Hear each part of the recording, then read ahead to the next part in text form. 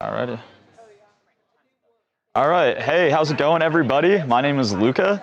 Some of you in the chat might know me from the TMZ Sports live stream that we do every day at 1 o'clock. I'm excited to be here with you guys today, read some comments, have some fun. Got Corey here always. And let's make some magic today, guys. So how's everybody doing in the chat? Would love to see everybody. I already see some familiar faces. I see Bo in there. I saw 2 words. How's it going, everybody? Okay, here we go. Yep. It's cold in Florida. Hey, well, it's pretty nice out here in LA. It's a little foggy this morning, but you know, we're gonna get the show started very soon once we get Harvey around. Not sure where he's at the moment, but what's cold though, like 60 degrees? Yeah, exactly. No, I mean, the thing is, I'm from Colorado, so it's like I come out here and I'm used to 20-degree weather during this time, and it's like snowing, and now I'm like, oh my God, it's 68 degrees. What's going on? Hey, how's it going, everybody? How's it going? Hello from Toronto. Oh shoot, far away. No sound, TMZ? Maybe that might be you, Marie. I'm not sure. Everybody else seems to be here. And are you all auditioning? No, I think, you know, I can see why you would think that we're all auditioning for this, but no, I think it's just going to be like a rotational kind of thing with me, Talia, and Aiden kind of going forward here, because Jackson's taking on some bigger things with YouTube and such. So a lot of exciting stuff there. W. Luca, hey, thank you guys. I appreciate it. Harvey is in the bathroom? Probably, I'm not sure. We have sound? Okay, yeah, okay. Somebody in the chat said. Luca and Corey show, yeah, let's, you know, we're gonna make some magic today, guys. W. Luca from Colorado, 70s this week. Oh, my mom was telling me it was pretty cold out over there now. The leaves are changing, you know, fall. But it can flip on a dime. I'm excited. I'm going back for the holidays actually for the first time in a year, so I'm excited about that. OWTA, yes sir, yes sir. Good morning, everybody. Tell us about yourself. Okay, let's see. What do you guys want to know? I'm originally from Washington, D.C., lived in Italy for a while, moved to Colorado, went to school at Loyola Marymount University here in Los Angeles, and now I'm working here, you know, get to do fun stuff like this with all of you guys. I do the sports socials as well as the show with Babcock and Lucas, wherever Lucas is at, but Babcock's right there, my guy. Oh yeah, so we have this running bit now on Sports where freaking Babcock is always eating these nerd clusters. I don't know if you guys have seen them, but they're really good. But look, he tries to keep them non-disclosed now in a little plastic bag. Let's see it, Babcock. Let's see it. Take them from home. I get the family pack now. You get the family pack? Yeah. It's how quickly do you go through those? One a day. Pack a day. But that's not a pack, man. Pack a day. I got a pack a day habit. Yeah. Pack a day. Well, you get the little mini pack, but that's an XL pack. When I'm desperate, I get it from here, but too much of a markup at the TMZ. And it also tasted weird yesterday. It did. There was something wrong with that. There was something off about those ones. Yeah. Aiden, hi Aiden, how's it going? I am a Philadelphia Eagles fan, 2 words. Thank you for holding it down. That's my guy right there, 2 words, special friend of the show. We love him. Let's see what else you guys are looking to. Tempe, go Chiefs. Ooh, I don't know about that one. I don't know if you guys remember the Super Bowl this year. Eagles took belt to, you know, during that game. Your cousin lived in Italy for a while, Cats Are Alien? Nice. I lived in Lucca, Italy for a while, hence, you know, the name. Where in Italy? I'm in Geneva, and it's literally next door. Yeah, so my family's from Lucca, Italy. That's kind of where I got the name, everything, you know, but that's where my extended family on my dad's side lives at. Well, look, I've been here since day 1, so I can get a shout out, please, and thanks. Black Beauty, there you go. There you go. Good to see you. I'm excited to be with all you guys. It's a different crowd than what I'm used to for sports, but you guys should all join us at 1 o'clock. Shameless plug. TMZ Sports, TMZ Live at 1 p.m. Pacific time every day. Luca, can we please see your necklace? Sure. Here it is. It's chrome hearts. I got this in Japan. Paid way too much money for it, but you know, I love it. So I'm a big jewelry guy. I like my accessories and stuff. We've got the best chat ever, Marla. Yeah, I mean, shoot, it's popping in here. I'm excited. You know, it's too many comments to read. I'm not used to this. You know, me and 2 words are usually bantering back and forth in the sports live, so it's good to see everybody. Your necklace is dope. Thank you, Lisa. I appreciate it. I really do. Go Birds, Lauren. I like you. I like you, Lauren. Go Birds. You know, we're struggling right now. AJ Brown is doing a bunch of BS, which we're going to talk about on the sports show today, which should be really fun. But yeah, Luca, very cool. Thank you. Yeah, of course, guys. Of course. W me. Am I married? No, I'm not married. You know, somebody thought I was 30 years old the other day, and I was like, I'm only 22, guys. I'm a young buck, you know. Charlie, right here. Thought I was 30 years old. Unbelievable. Can't even. I know. See, that's what I had to do. It was intentional. Hey, Larry, how's it going? Went to the Steelers-Charger game. The Steelers, what the heck happened? Yeah, I mean, Aaron Rodgers probably had his worst game as a professional, yeah, probably, honestly, in that game. I've been on the sports podcast, Jose. Hey, there you go. Hey, new guy. Hey, TK, how's it going? In Alaska, it's 18 degrees. Yeah, I want to go visit Alaska, actually. It seems, I was watching this YouTube channel, Outdoor Boys. I don't know if anybody knows about them, but big Alaska, and we were watching their new video that came out the other day with some of my friends. It was really awesome.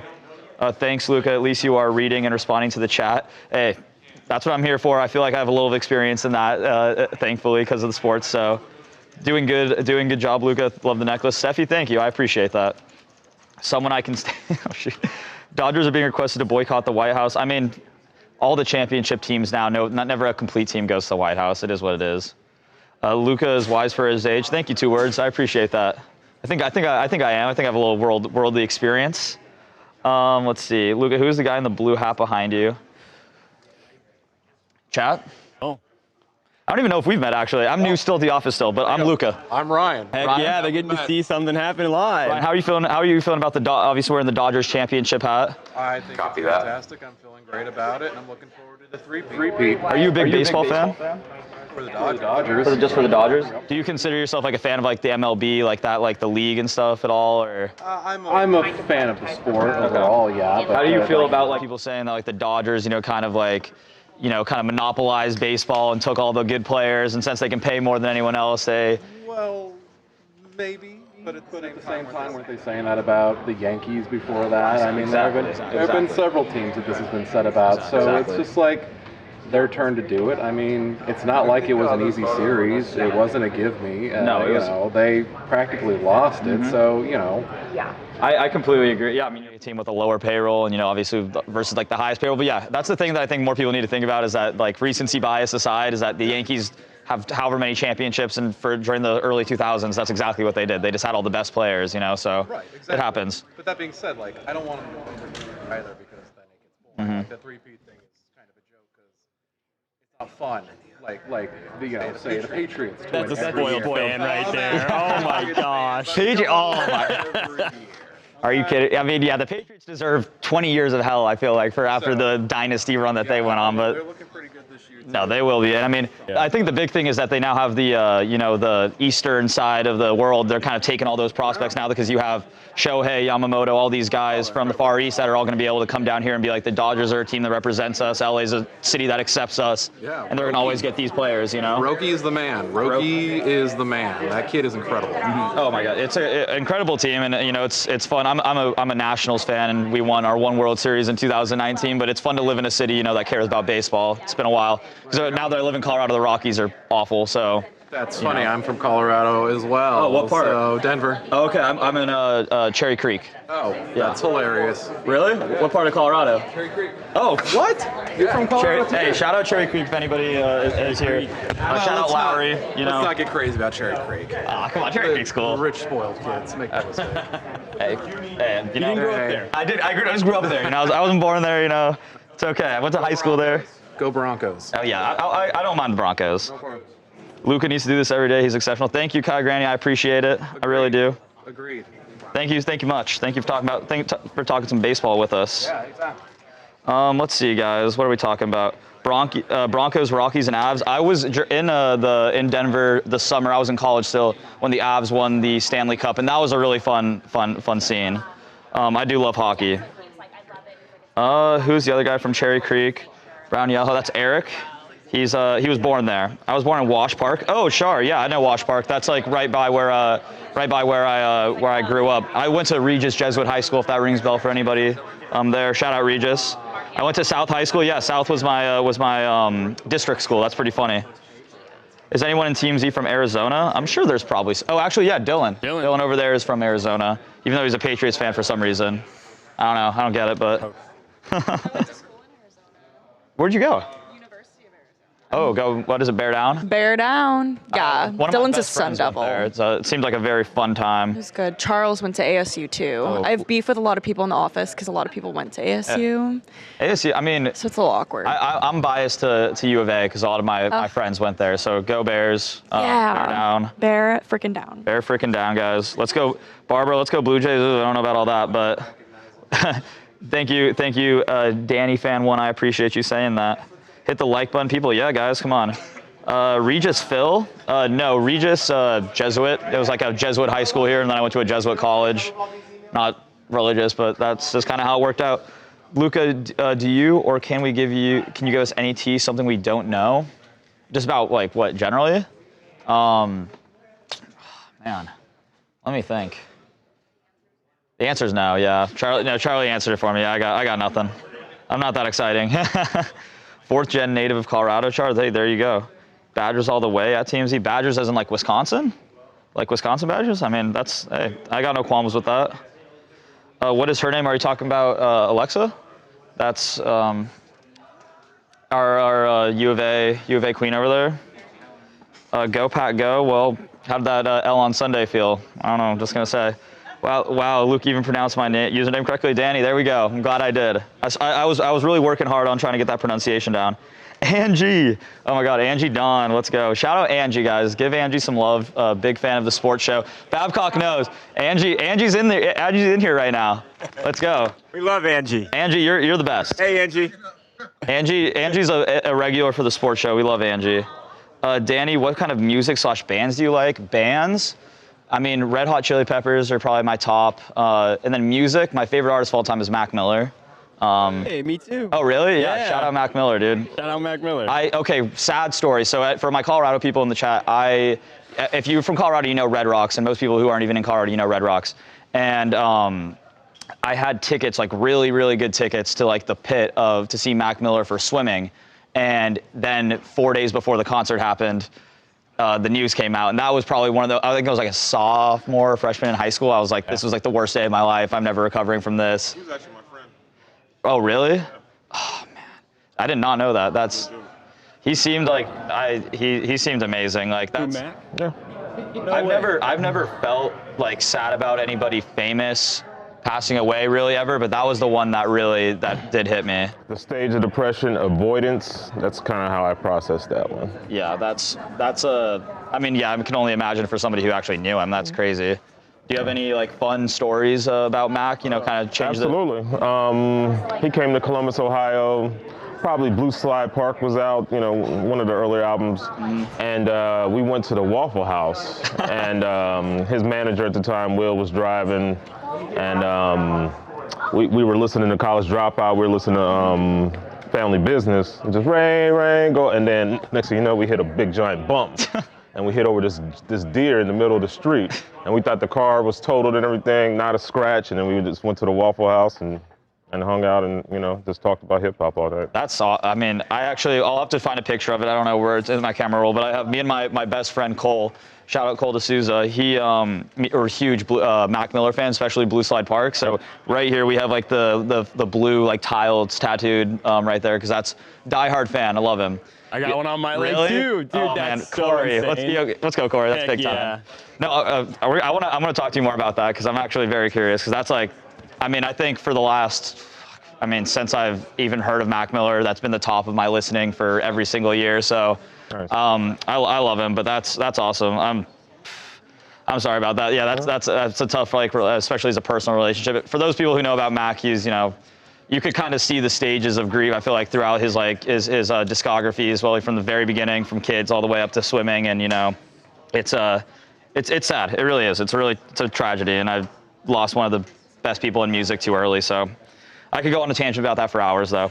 Waffle House, Samantha. Yeah, the Waffle House is a lot of crazy shit's going down at the Waffle House, man. It was a tame night, but going there, running over a dead deer, that was a lot of drama. Oh yeah, no, that's like a crazy. I've never experienced that. In Colorado, like where I used to live when I moved there was up in the mountains, so a lot of deer and everything. Kind of going by towards Castle Rock, Ryan. Yeah. So like a lot of like deer and stuff all over the place. I'm surprised I never got into a situation or even saw a situation like that. But it seems like if like you hit a deer, like your car is completely fried. But it was wild. Car hitting a deer? Oh man. Yeah, ultimate Colorado experience. Yeah, that's a rite of passage. I feel like not even. Oh, and rocks on the windshield. He needs to vacuum. Yeah. I used to work at Safe Flight. Colorado called every 2 minutes. Hey, there you go. Guys. Littleton. Let me catch up, guys. Sorry, we went into the rabbit hole. Maria, great personality. Thanks, Maria. I appreciate that. Let's see, guys. Wow, Harvey must be really busy. Yeah, it's a busy day in the office right now. Harvey's directing traffic all over the place, guys. But I know Luca kept Luca up with Jax. Hey, let's go. Don't tell Jackson that though. Don't tell Jackson that. Luca is from sports. Yes, Brandy, I am from sport. I'm a content creator here, so I do a lot of the stuff on socials. But now, if you guys want to go follow TMZ Sports on Instagram, you can see my beautiful face all over that. But yeah, so we kind of do a lot of the social stuff for sports, and then we work with Babcock and Lucas over here to kind of deliver a fun, kind of similar atmosphere to this show. So if you guys like this, I'm sure you guys would like that. Luca, ask Ryan what he thought of the ball getting caught in the fence game 6. Ryan, what do you think about the ball getting caught in the fence game 6?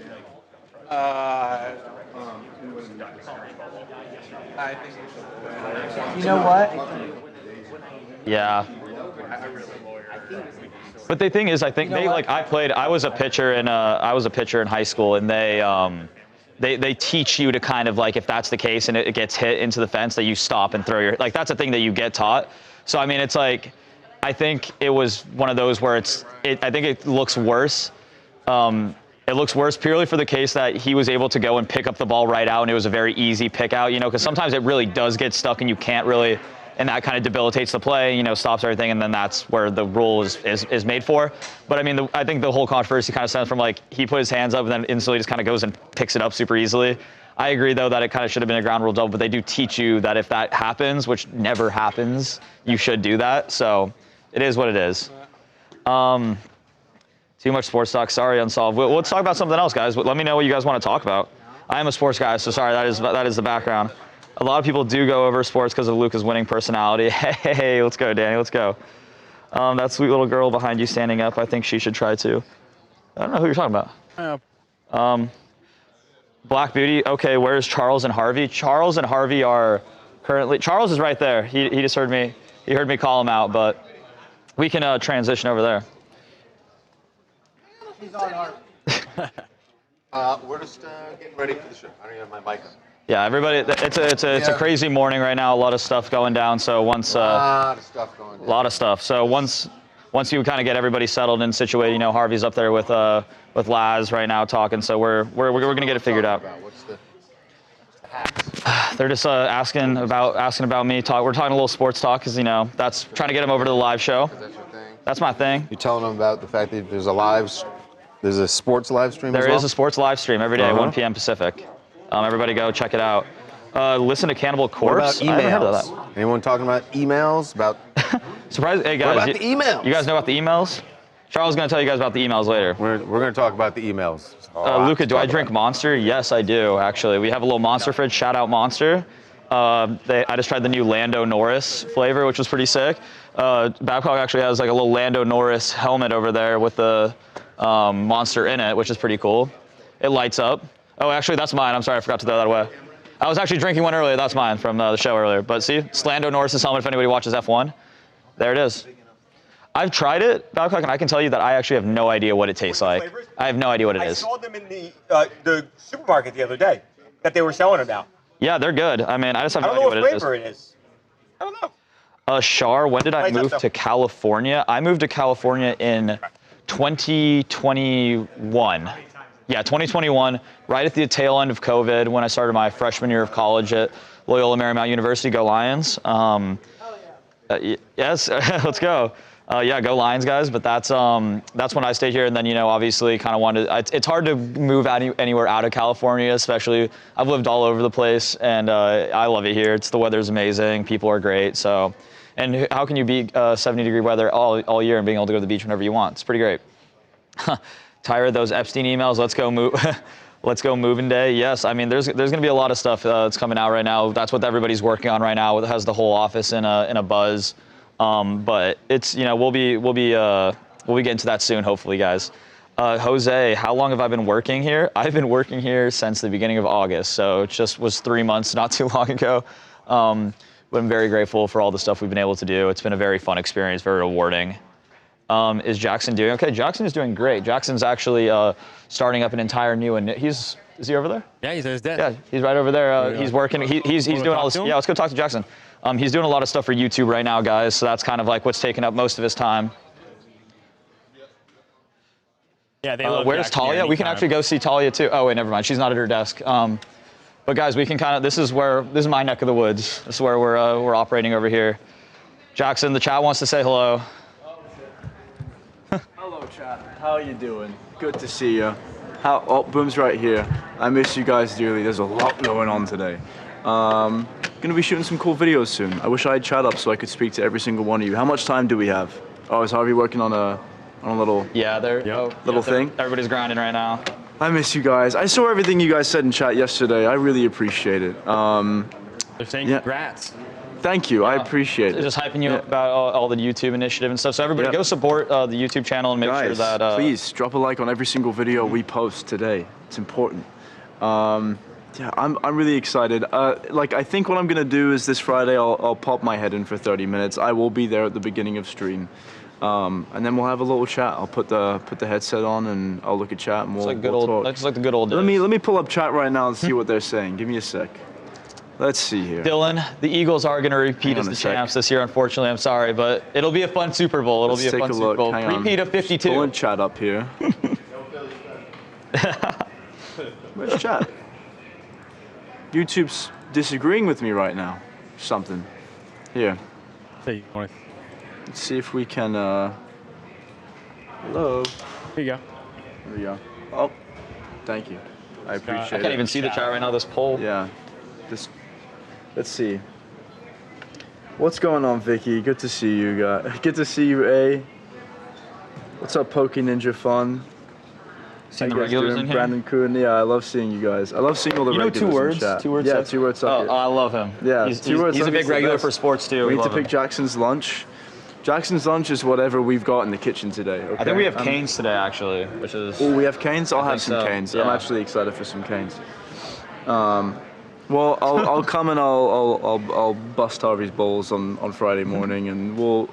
I know you guys missed the banter so much, guys. Luca, Danny, I would close the poll, but I do not have control over that. I really do. No, I didn't get a haircut.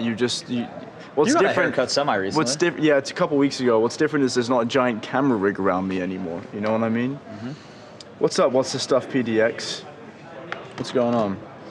Yeah, much love. Be looking out for. Don't encourage the monsters, guys. Nothing much has changed. Don't worry. I haven't strained from the religion at all. I have a monster right here at my desk, so don't even worry about it.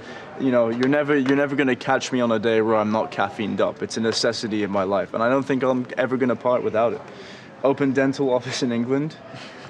We miss you. I miss you too, Effie. Good to see you, 9-1 Darby. What's up, Aaron? I hope Luke has been treating you right. Luke is a great guy. Jackson's homeroom. Yeah, right now we're in Jackson's corner once again. You guys feel free to come over here whenever you want and say hello. I will never turn you guys away, no matter how busy we get. Let's see. What's this poll? You're from Denver. Shout out Denver. Oh, no one's surprised at the Epstein. No. I mean, I'm not surprised at least. My blood pressure, yeah, I know. I'm still gonna watch my blood pressure. I'm keeping a close eye on it. The hypertension thing is still a very real thing. But so is work, and sometimes when you're working in a place like this, you can't go without having a monster or coffee every now and again, you know what I mean? Do I miss teasing Harvey? Yeah, I do. I miss the banter, I miss the back and forth. But then again, like I said, Friday morning I'll come around and I'll definitely let him have it.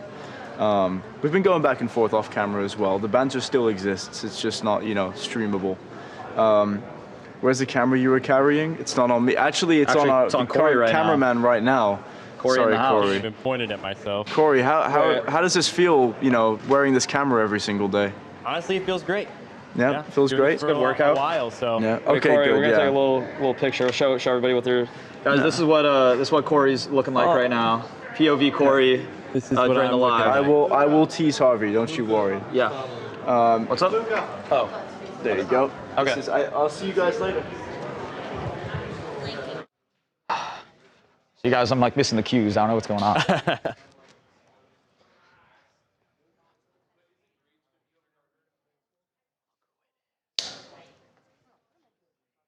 Harvey.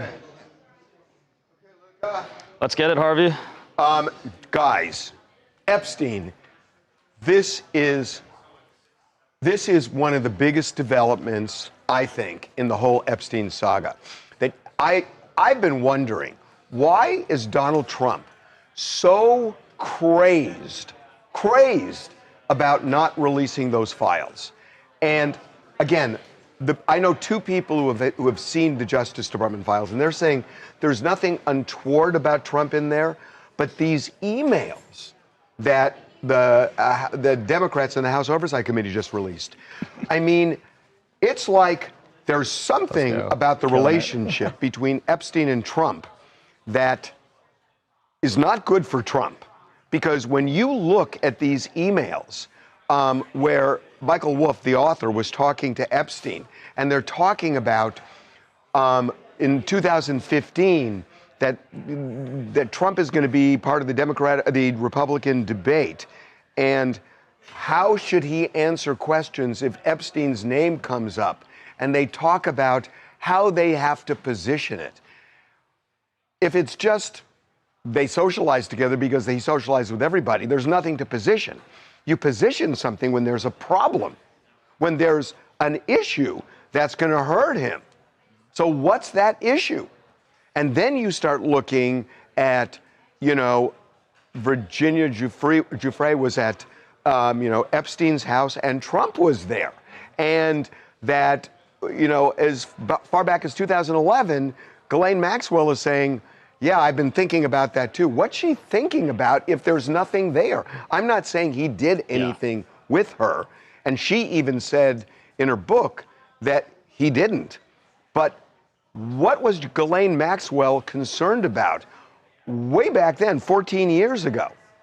And what on earth is Epstein talking about with Michael Wolff about, well, we can hold something over Trump's head if he wins with this? And when Epstein is telling Maxwell, Trump is the dog that hasn't barked yet. Barked about what? Yeah. Does that mean there's something Donald Trump did? Or does it mean Donald Trump knows something that he hasn't said about Epstein? And if it's that, Donald Trump saying he was just a creep, I just yanked his membership from Mar-a-Lago. Well, what is Epstein telling Maxwell about, where he says he's the dog that hasn't barked? What does that mean? Yeah, how do you interpret it? And he hasn't talked to police.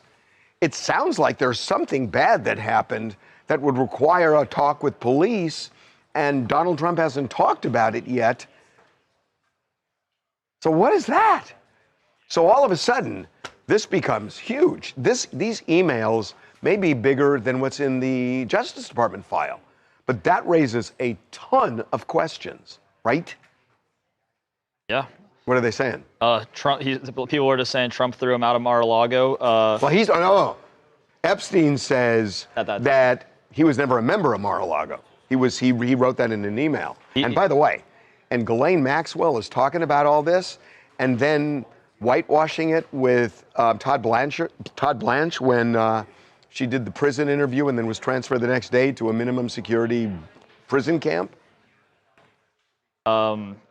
Yeah, Danny's saying that they think it's the latter, that it's Trump kind of knows something but didn't do anything, but knows something and is hiding it. I think so too. That's what I think too.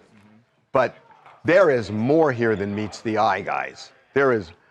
This is significant.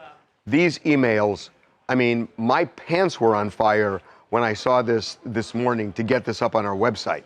This was huge. Huge. Absolutely. They're asking right now, like, what do you think? Does this have anything to do with the timing of of these emails, this entire speculation coming out with like the political climate at the moment, or if it's just? You mean the timing of the timing of it? No, I mean, look, the Epstein files are, unless there's something we don't know. Now that this new Congresswoman is about to be sworn in, they're going to release the files, I think. Oh. I don't think Trump can stop that. Yeah. Now, will there be shenanigans about what's released? Because remember, it's released by the Justice Department, and Pam Bondi is Trump's you-know-what. Yeah. And so Are they going to pull some shenanigans in terms of releasing it? I don't know. But all I know is that these emails are really significant. What is it that Jeffrey Epstein and Michael Wolff were so concerned about back in 2015 that they needed to coach Donald Trump? What is it? What were they worried about?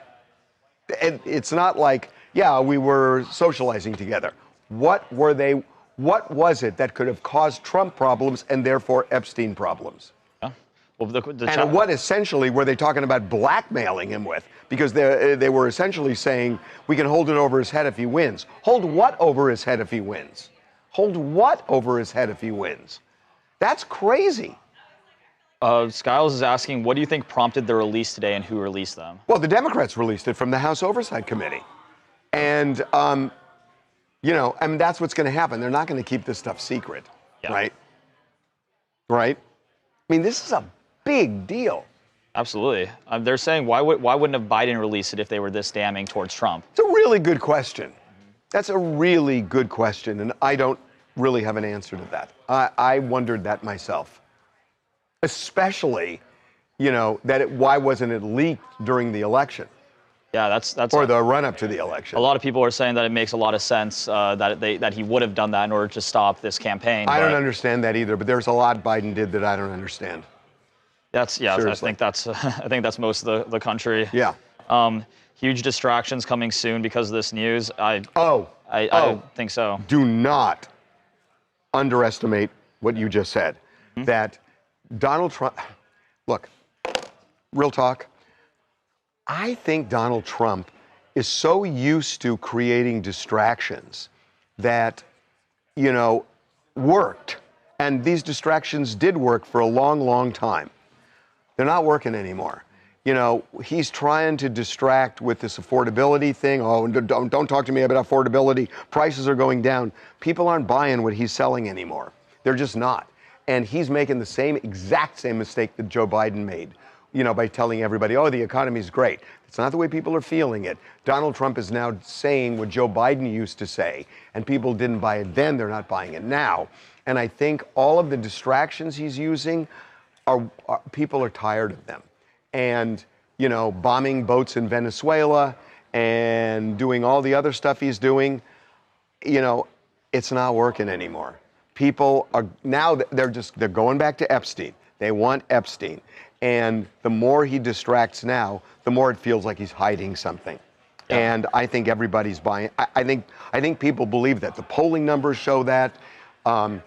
We know how people are. I mean, this. By the way, this thing about this 50-year mortgage is such bullshit. It is such bullshit. That didn't make any sense to me either. I mean, if you have a $400,000 home, you will pay $1 million over 50 years for that home. Yep. And by the way, if you're 40 years old when you buy it, you'd be 90 when you pay it off, and the average life expectancy is 80. Yeah. So you'd be dead 10 years before you pay it off. When I saw that, I was just, this is an unbelievable. It's stupid. It's ridiculous. And everybody is saying it's stupid, and everybody knows it. So all of his distractions and, you know, shell games, they're just not working anymore. Yeah, they're saying that these distractions are no longer seen as distractions, and everyone's just kind of calling them out as soon as. Yeah, exactly. Yeah, exactly. It is a cover-up. It's not a distraction. Yeah, it's not something new. And they're just not working anymore. So, you know, maybe they're working with a certain number of people, but you look at the majority of people now, they're not buying it. Yeah, senior softball saying the biggest tell is Marjorie Taylor Greene's sudden loss of support for Donald Trump, and she knows she wants to get out before it's too late. Weird thing about Marjorie Taylor Greene is that, you know, she does always say, I love Donald Trump, but then she's opposing everything he does. Yeah. And Donald Trump went after her yesterday, or the other day. But, you know, essentially saying she's lost her way. And Marjorie came back and said, yeah, my way is the American way. America first. That's her. Oh, sorry. I just found that really interesting. So there's definitely a divide. I mean, I think what you're seeing is Marjorie Taylor Greene is looking for a bigger office. Jasmine Crockett is going to run for senator. So it's AOC may run for Senate in New York. So I think you're seeing a big change right now in politics. And I think Donald Trump's losing control. I completely agree. Angela's saying that she feels sorry for the kids that aren't going to be able to buy a home. That's something I think about every day. Is that with like these types of with this inflation and how the current political climate, it's like I don't see how I could. Yeah, but the thing about it is that I believe in supply and demand, and ultimately, if people can't afford it and nobody's buying, and I want to sell my home, but nobody's buying because they can't afford it. If I need to sell, I got to lower the price. That's called supply and demand. Absolutely. So I think at a point it's going to cure itself, and it always has. It always has.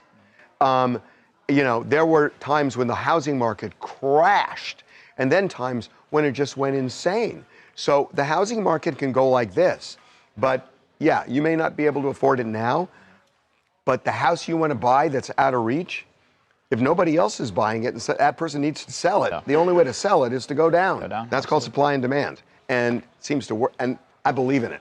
Yeah, the cats are aliens saying that the Democrats need to get younger and that they need new leadership badly. Well, that's what's happening, guys. Jack Schlossberg announced today. Yeah. What are your opinions? I love Jack Schlossberg. I think he's super smart, and I think he's got a plan, and he's strategic, and he's fresh. And I think he's great. I think he's great. Oh yeah, I mean, I didn't know much about him until earlier this morning, but it seems like a strong candidate. He's great. He's going to win too. Moonbeam says you aren't supposed to pay the minimum payment on your house, just like you don't pay the minimum payment on a credit card. Yeah, I mean, no, it's stupid. It's like you save $200 a month. Yeah. Over if you have like a $2,500 mortgage, which is something. But then look at what you're paying in the back end. You're paying $1 million for a $400,000 house. It's insane. How do you feel about Pumpkin is saying that the banks are building or buying a lot of the homes around her area? Yeah, I mean, I know that, and there is a thing about this, that there are banks buying homes. They did that during the recession of 2007 and 2008 as well. So it's not unusual for that to happen. Developers do it. I mean, it just does happen, and that's happened. It's not unique to this. Danny's fan, thank you. I appreciate all the love, guys. I appreciate all you guys. You guys are being so nice. This is awesome. How has Trump not been impeached? I mean, it's easier said than done. You don't trust Emsel, you don't trust anybody who supported that clown. I'm assuming referring to Trump. That's, fair. I think that's a lot of people would agree with that sentiment. Miss Aid, who's the favorite Beatle? Guy? I don't trust MTG. She seems very sneaky to me. I don't know.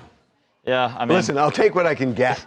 Yeah, there you go. I like what she's saying these days. Yeah, no, I mean. I'll take what I can get. But I'll tell you, this Epstein thing is huge, as Trump would say. It's huge. Is that your? I feel like I can do a pretty good accent for it. Yeah. You can try. It's a pretty fun one. It's huge. Yeah. It's absolutely massive. He's losing control. Yeah, he definitely is. Antonio says he's got all the politicians in his pocket. I feel like that's... He does not. Not true. I mean, they're on the verge of 218 votes to release the Epstein file. So, and there are a lot of Republicans who want this file released too. So, no. I mean, he's got some in his pocket. But here's the thing about this, and then we'll start the show. There are a lot of Republicans who have been scared to death to cross Donald Trump because he's threatened to primary them. And they're all thinking, I'm going to automatically lose if I get primaried by Donald Trump. They're saying that because back a year ago, that he had that kind of power. Now, you look at what happened in the election 2 weeks ago, and that Donald Trump lost everything he wanted, and that Democrats actually surged, and people are reacting against Donald Trump. When these politicians feel like getting primaried by Donald Trump is not a burden, you're going to see a very different Republican Party. And it's starting to feel that way. So hold on to your hats here, guys, because it feels like there's a change. The wind is shifting. And he may not have that kind of power to hold Republicans hostage anymore. It's not feeling like that. He's losing on this affordability thing, which he thinks he's invented the word, but that's a good point.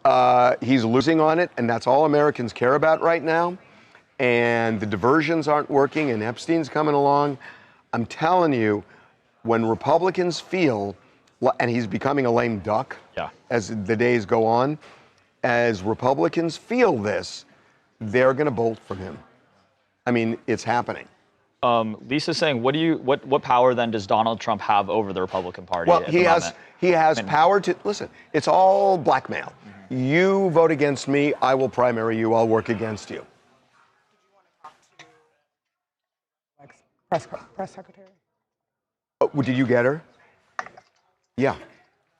Kill my mic. Harvey mic down. I'm not going to act like I'm the biggest knower of all these political things, guys, but I think Harvey brings up a lot of good points with this, and I think that the climate is changing a ton.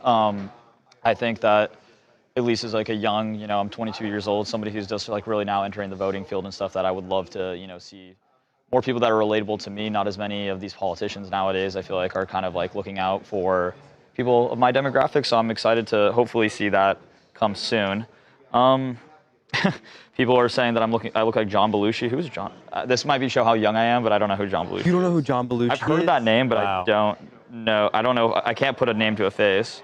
Famous actor. According to John Belushi. Okay, I don't know how to feel about that one, to be honest, but I think I look like a better looking John Belushi. But you know who Jim Belushi is? No. Oh, okay. Animal House. You should watch Animal House. Oh, I mean, I've seen Animal House, but wait, who is he in Animal House? One of the main characters. Really? John Belushi, yeah. Oh. Dude, he does not look like, these pictures might be doing him dirty, but this does not look like him. Hey, Tawanda. Yeah, Tawanda's over there. Harvey's on the phone, guys. We'll be returning to the main show and the regular recording. Cheryl, where's Aiden? Aiden is over there doing working right now. JL giving me a lot of is this music recommendations, JL? I'm not sure. Antonio, yeah, thank you. 2 words, you need Shannon to host. Let's go see if we can find, can we go see if we can find Shannon? Yeah. All right, let's go. 2 words, this is for you. Shannon fan club, watch TMZ Sports, you guys will understand. Where is Shannon at? Black Beauty, I did not see your comment. Send it again, please. Shannon, you're getting a lot of love right now from 2 words. Hi, 2 words. Yes, Shannon's here, guys. Shannon fan club. If you guys tune into TMZ Sports live every day, you'll see a lot of Shannon. So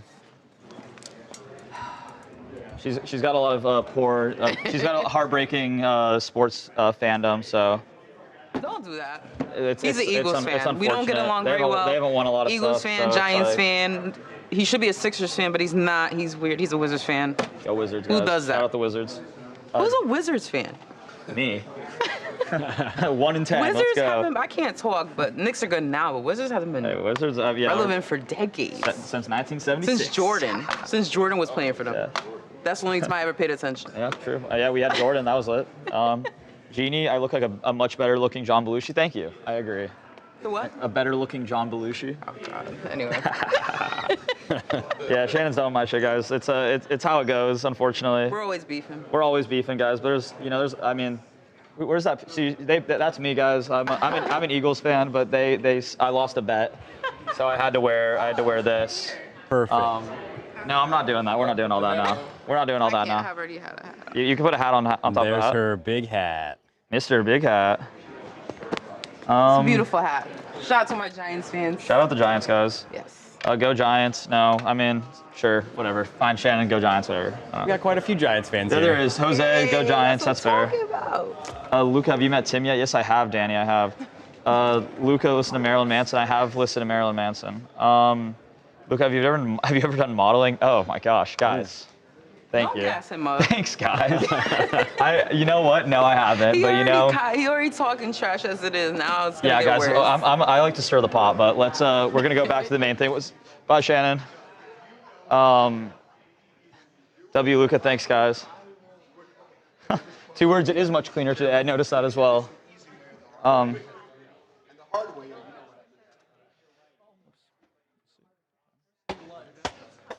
Charles. I'm in it. God damn it. Guys, I think we missed something. I'm not sure what it was. Jesus. Pineapple, no, I'm not. Luca only reads stupid comments. Thanks, Andrew. I appreciate that. Luca, do I know who Tupac is, Jeannie? Yes, I love Tupac. Look like James Franco. Everybody's gassing me up. This is awesome.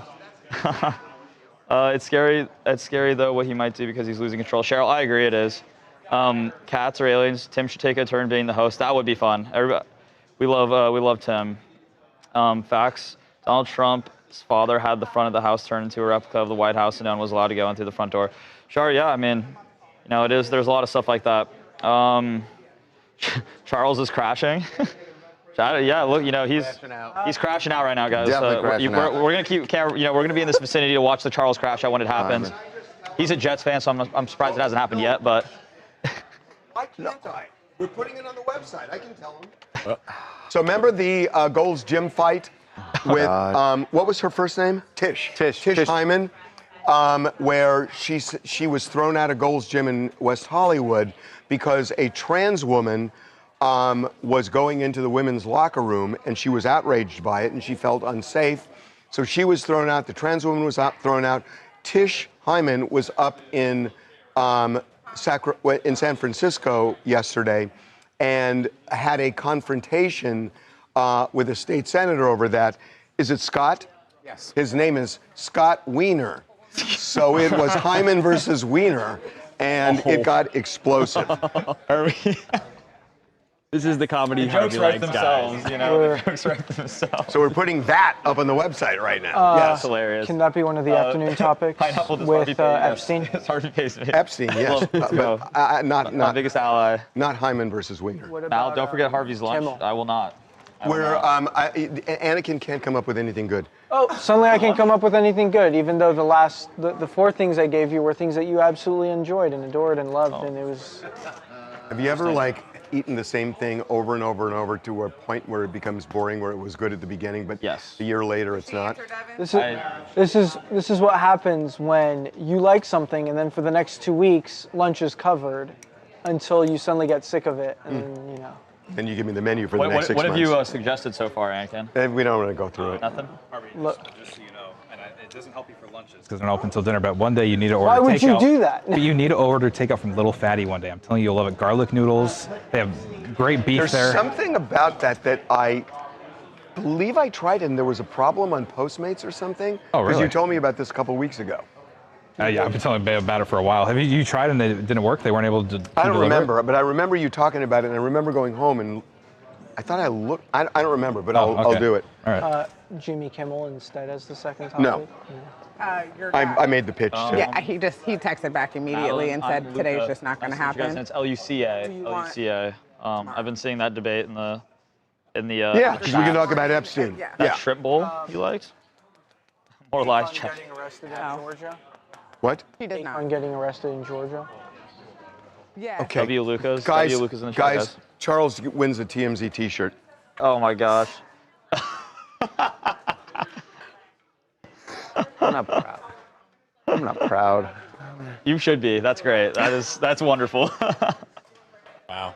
Mom paid a lot Best for my headline ever. Mom That's paid a going lot on the for desk. my. We have a bunch of the headlines put on our Best desk. That's going on the headline desk. ever. Mom paid a lot for my education. Best headline ever. That's an all-time. That's a first-team all headline right there. Look at the website. Look at the website. What bands do I listen to? Red Hot Chili Peppers, Creed. Refresh the website. Who else have I been listening to a lot? Refresh it. Aerosmith. No, hang on. Oh, it's not up yet? No, it's up. We're Black moving Beauty, it up. How does, we'll Move it to the top. Remind me here in a few minutes when we're talking now, about that more, yeah. and I'll bring it up to him. I'll ask him how he's feeling about that. We talked about it a little bit before, but Okay, I'll do it. make sure he knows. Move it second. 2 words. Let me pick Harvey's lunch. If I were picking Harvey's lunch, I would choose Hiro Nori. Have you heard of Hiro Nori, Anakin?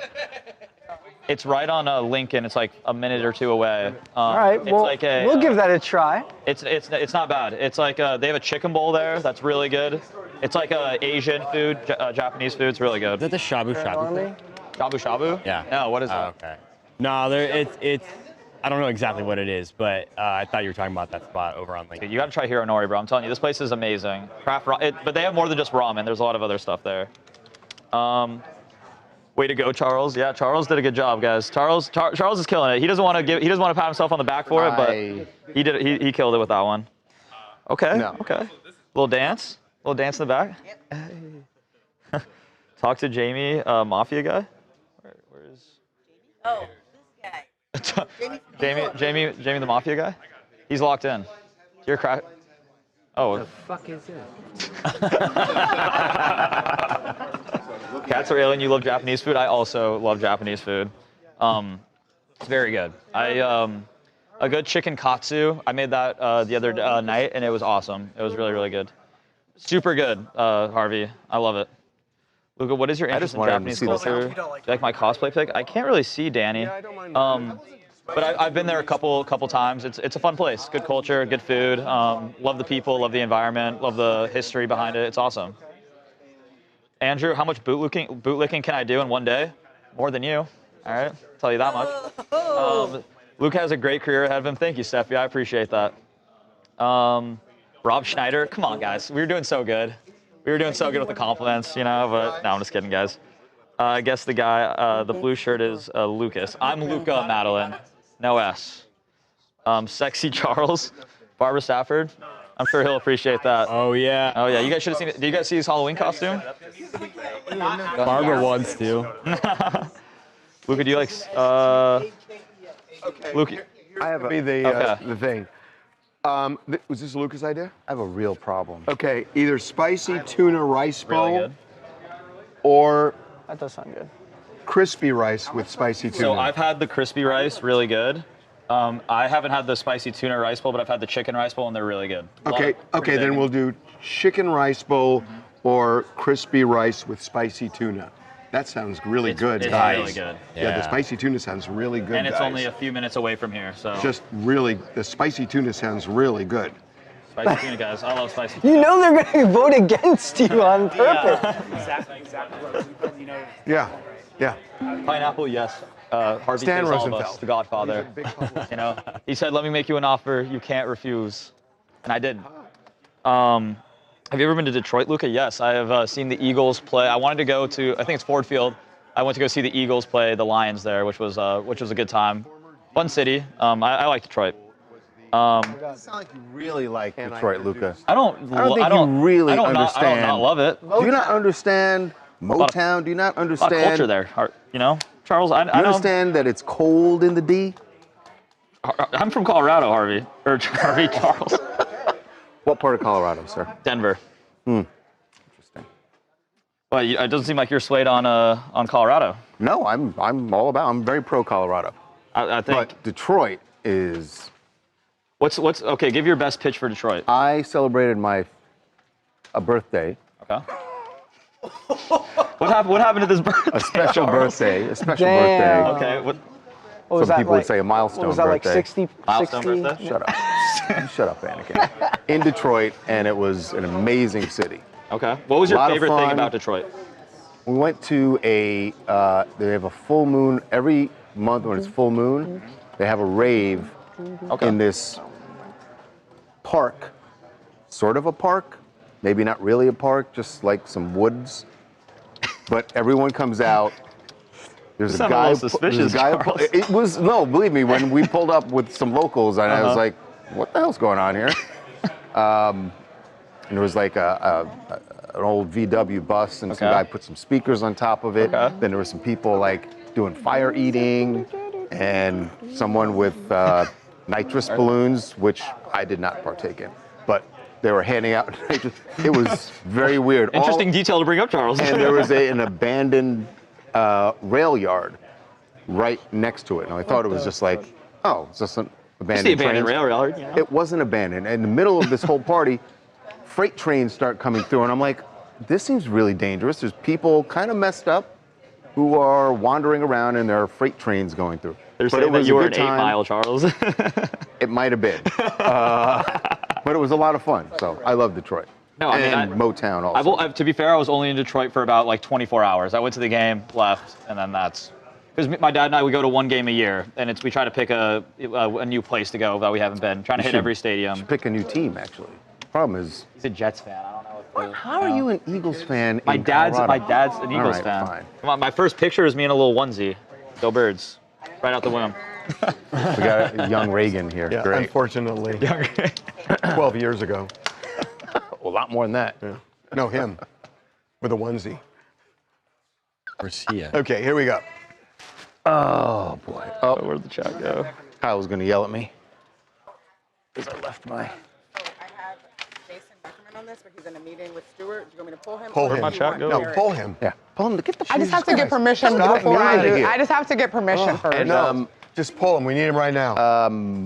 And then who's the congresswoman we have coming on? We don't. No, we do. We have someone from the House Oversight Committee.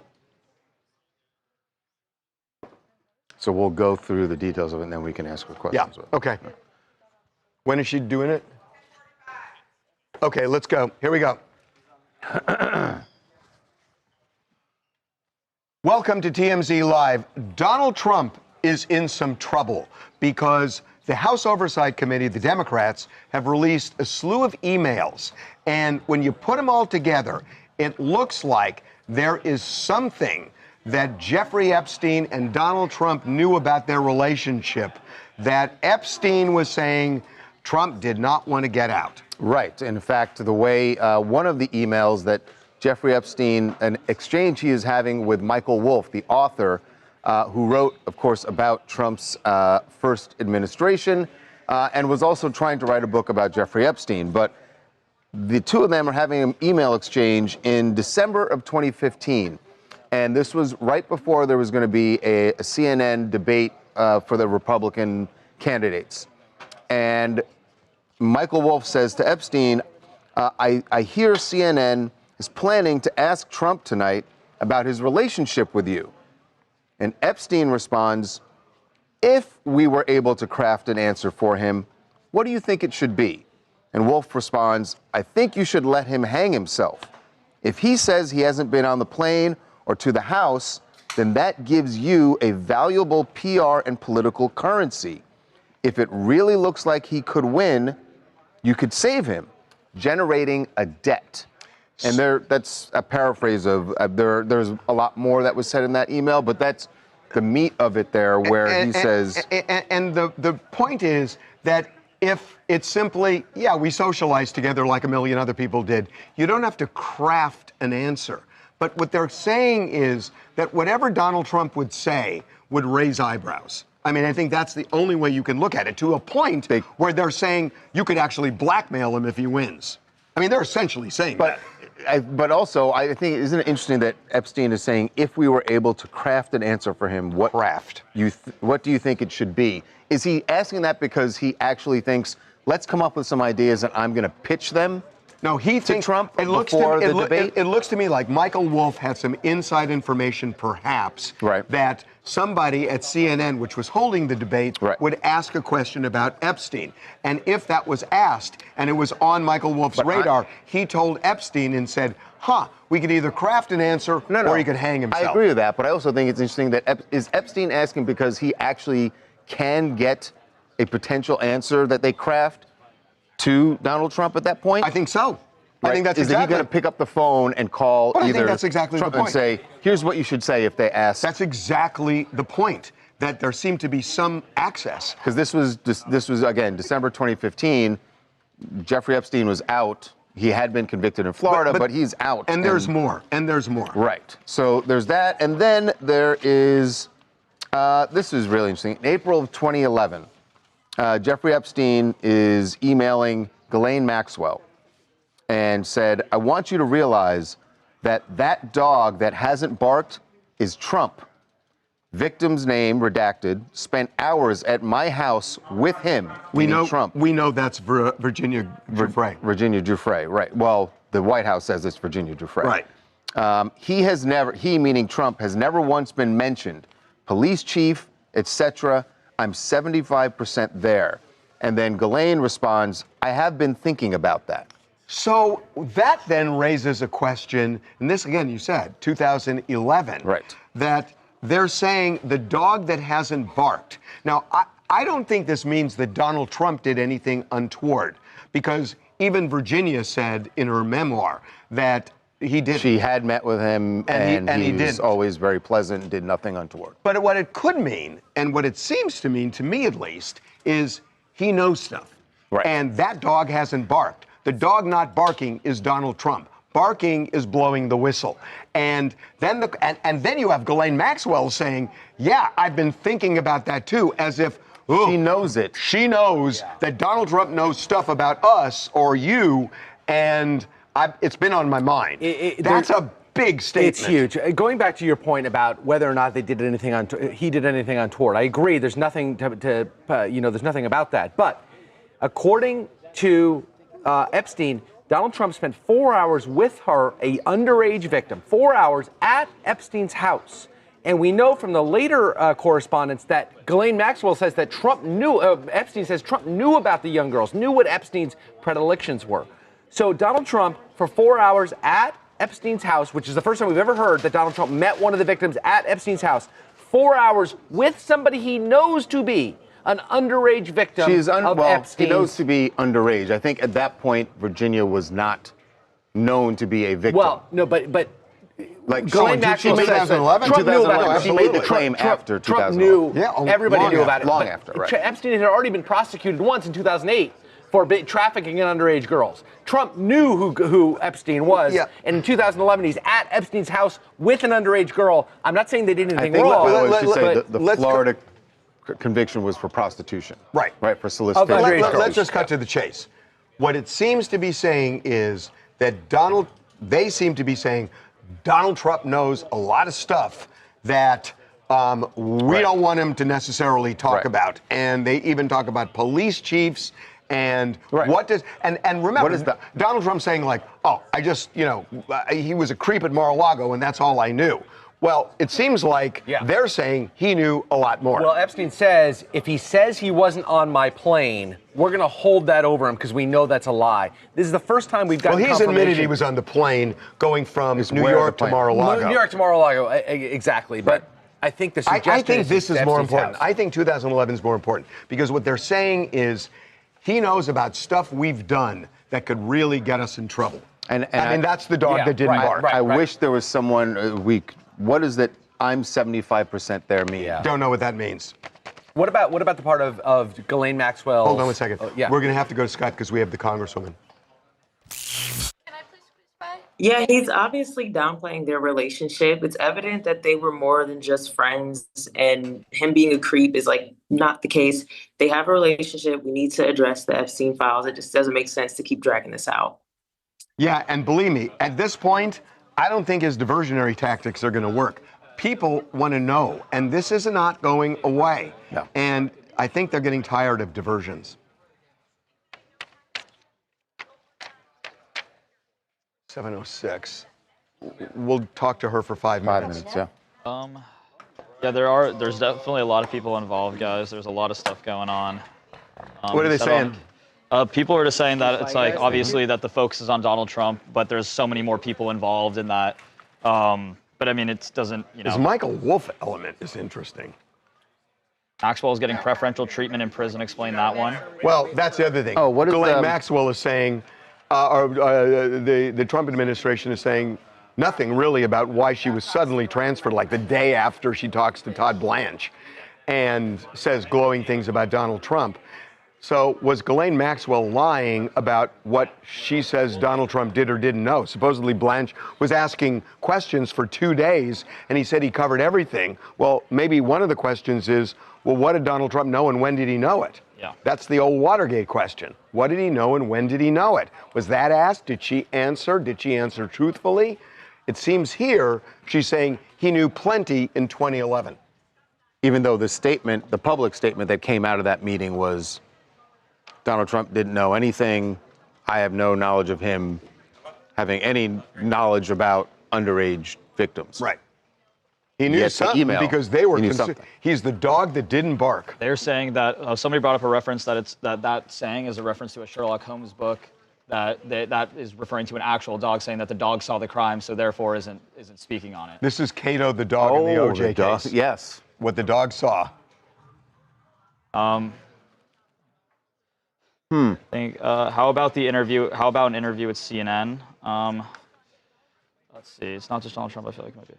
It's not just Donald Trump. I feel like it might be a whole bunch of other senators. Lisa, yeah. I mean.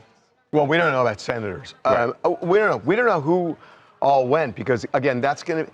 And again, people. It's not. They're going to be named. Yeah. There are tons of. Again, Fidel Castro's name is in that file. We know that. You know, he socialized with a lot of people.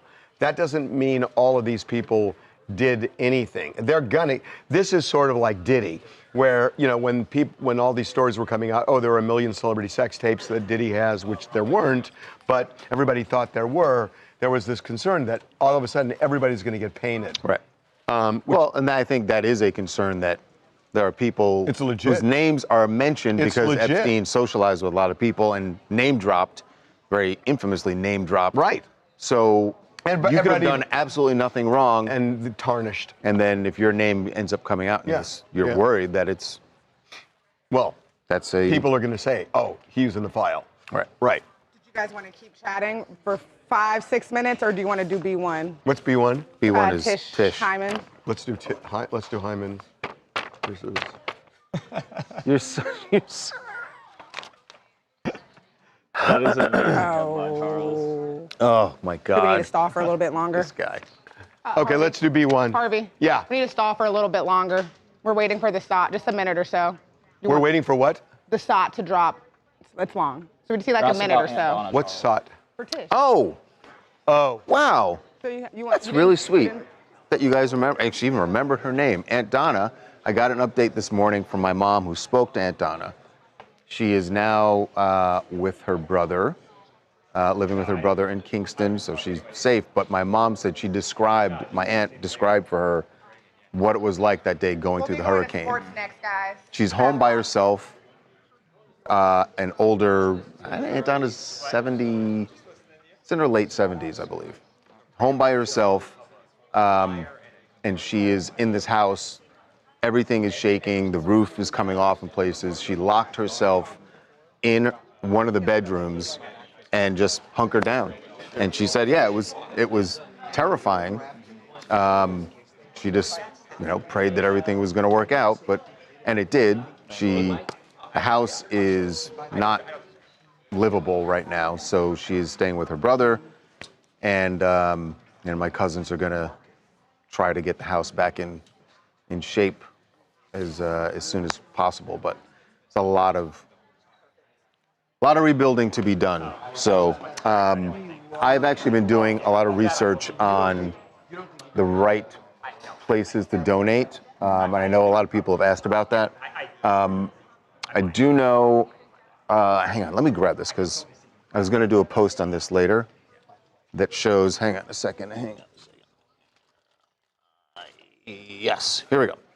So, the World Central Kitchen has a page where they are doing some amazing work where they're getting food to neighborhoods where they don't have any power, they don't have any water.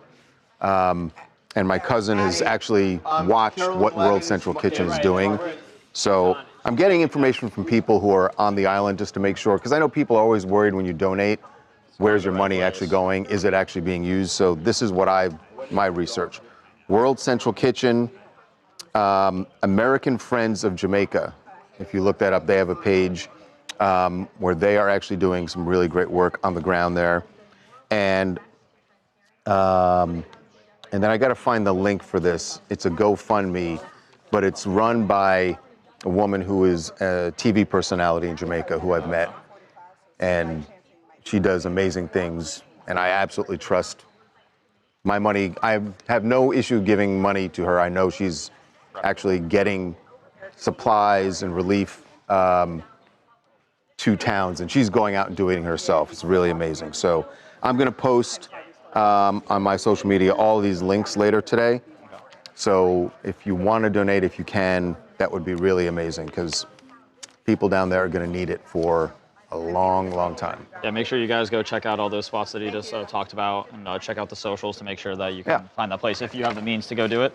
Everybody in the chat saying prayers up to you and your family, and to Jamaica as well as everywhere else that was affected by the. So much appreciated. Yeah, so Appreciate it. good job, chat. Way to stay positive. If I may, I have another problem that maybe you guys can help with. Not nearly as important or critical, though in my house on a daily basis, it's become one. Does anyone have any advice for how to train your dog not to eat books, mail, loose paper in general? I have to put everything up. Do you have the sound? Yeah, so you want to do it now?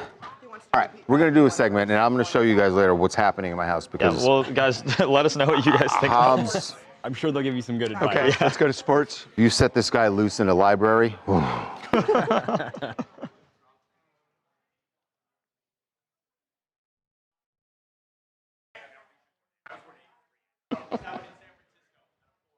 Yes.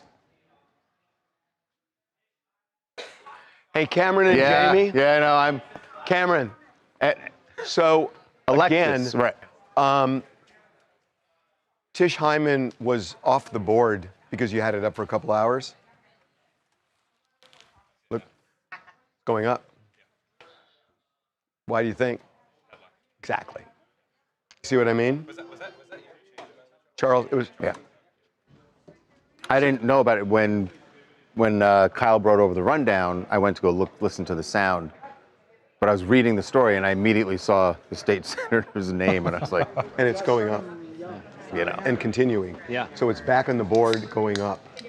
So this is the power of the headline. The headline. Right. Mike. Okay.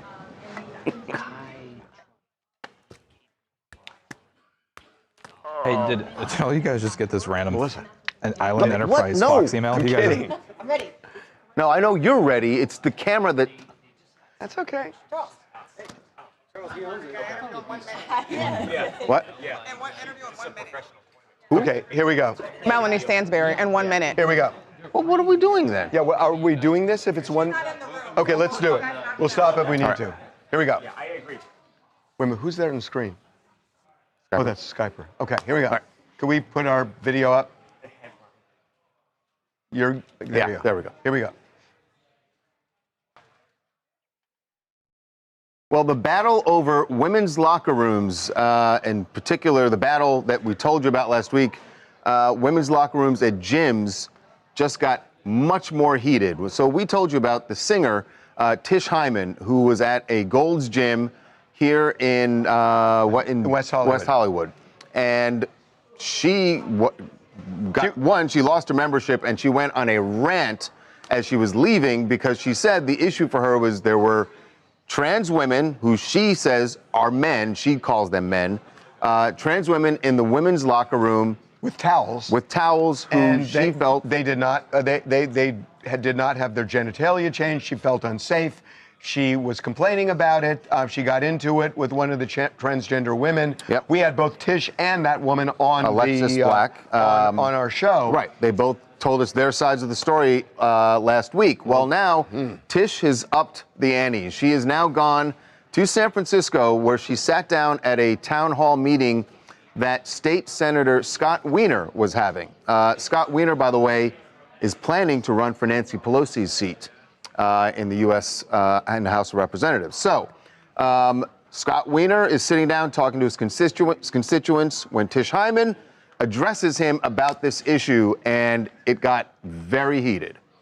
As a lesbian woman who was attacked in the women's locker room at Gold's Gym this week by a self-identifying trans woman, I'm deeply concerned about women's safety in female-only spaces. So we want, everyone to be safe, and we also know that, we have trans people, both men and women, who are men and women.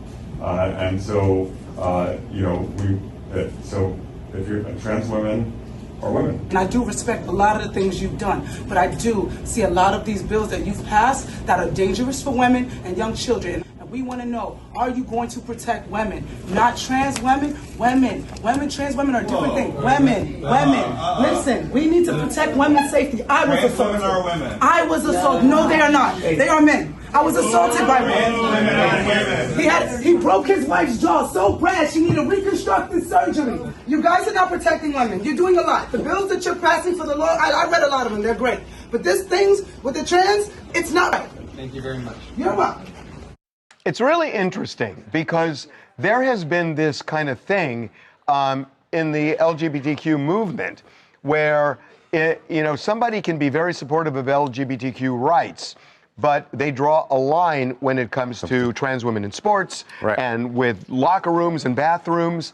And people who draw that line have been called transphobic by a number of people in the trans community, the LGBT community. At one point last night, yelled, "Look, I'm lesbian, and you're trying to tell me I'm transphobic. I'm not transphobic. I just want to be safe in the locker room." And she. You know what, too? I think most of the country is on board with Tish. It's sort of like a 75-25 issue. And by the way, and not just conservatives. No, yeah, I think across the board. But I think in that room, you heard the visceral reaction they had when she said some of the things she said. It's almost like it's like a virtue signaling contest. Like, I'm more progressive than you. How dare you say something like that? What Tish said is how Americans feel by and large. Except, see, the one thing that you could say is that, yeah, you could say we're drawing that line when it comes to locker rooms and bathrooms, but at the same time, she's not acknowledging that a trans woman is a woman. Is a woman at all. There's more of a division there. That's when everyone started booing her when she said trans women are men, and then that was not sitting well with the crowd there. Clearly.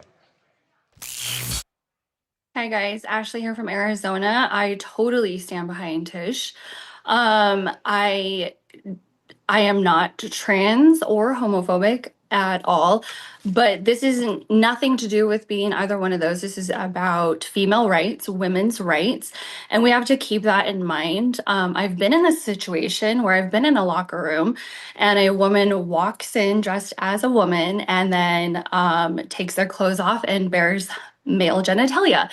And for me, like, it's not comfortable. It's just not comfortable. So I don't know why I have to sacrifice being comfortable for someone else's comfort when, the obvious. But the worst part is just thinking about my little daughter being in this position. Like, I don't, I'm a woman, I can handle this, but my child is a child and I cannot fathom this happening to her. So yeah, I'm 100% behind Tish. You stated that position well. Okay. Where are we going? We're going back in the other center. Let's do it. Hang on one second. And it is where? Talk to me in my ear. And we. Congressman Stansbury, are you there? Can you hear us? I am. Yes. Hi. It's Harvey. Charles is coming. Thank you so much for doing this. Absolutely. Good to see you guys. Good to see you again. Boy, these emails are just explosive. Right. Before we start, can I just say that, tell me if I'm wrong, but when Epstein is talking to Michael Wolff about the dog hasn't barked yet and the dog is Trump, to me that means, it doesn't mean he did something, but he knows something that was done that was really bad. Trump knows something. Yeah, well, actually, I think you're mixing up a couple of emails. It was Trump. It was Epstein talking to Ghislaine. And Epstein's talking about the dog that didn't bark. And that to me, and they even then saying didn't talk to the police, it feels to me like they're talking about Trump knows something, but he's just, he hasn't said it yet. Well, not only that, so this email that you're referring to is part of this tranche of documents that we just got from the estate, 23,000 pages of documents that were produced by the estate. And that email was sent in 2011 from Jeffrey Epstein to Ghislaine Maxwell. Right. And as you say, it says essentially that Donald Trump spent hours with a redacted victim of Jeffrey Epstein's sex trafficking ring and didn't bark. And then there's some weird punctuation, police, etc. So it's very clear that Jeffrey Epstein is saying to Ghislaine Maxwell, Trump knows what's going on. He's hanging out with the girls, and he hasn't said anything to the police. I mean, all you got to do is read the email. It's right there. That's the way we saw it too. It was explosive. Here we go. I just want to make sure. Did Caroline say anything about the emails? Oh, a lot. No, there's a news conference going on right now. I saw it. She's calling it a Democrat hoax. She's Same saying, thing as the statement? Yeah. Okay. Yeah. All right. There's nothing substantive. All right. Here we go.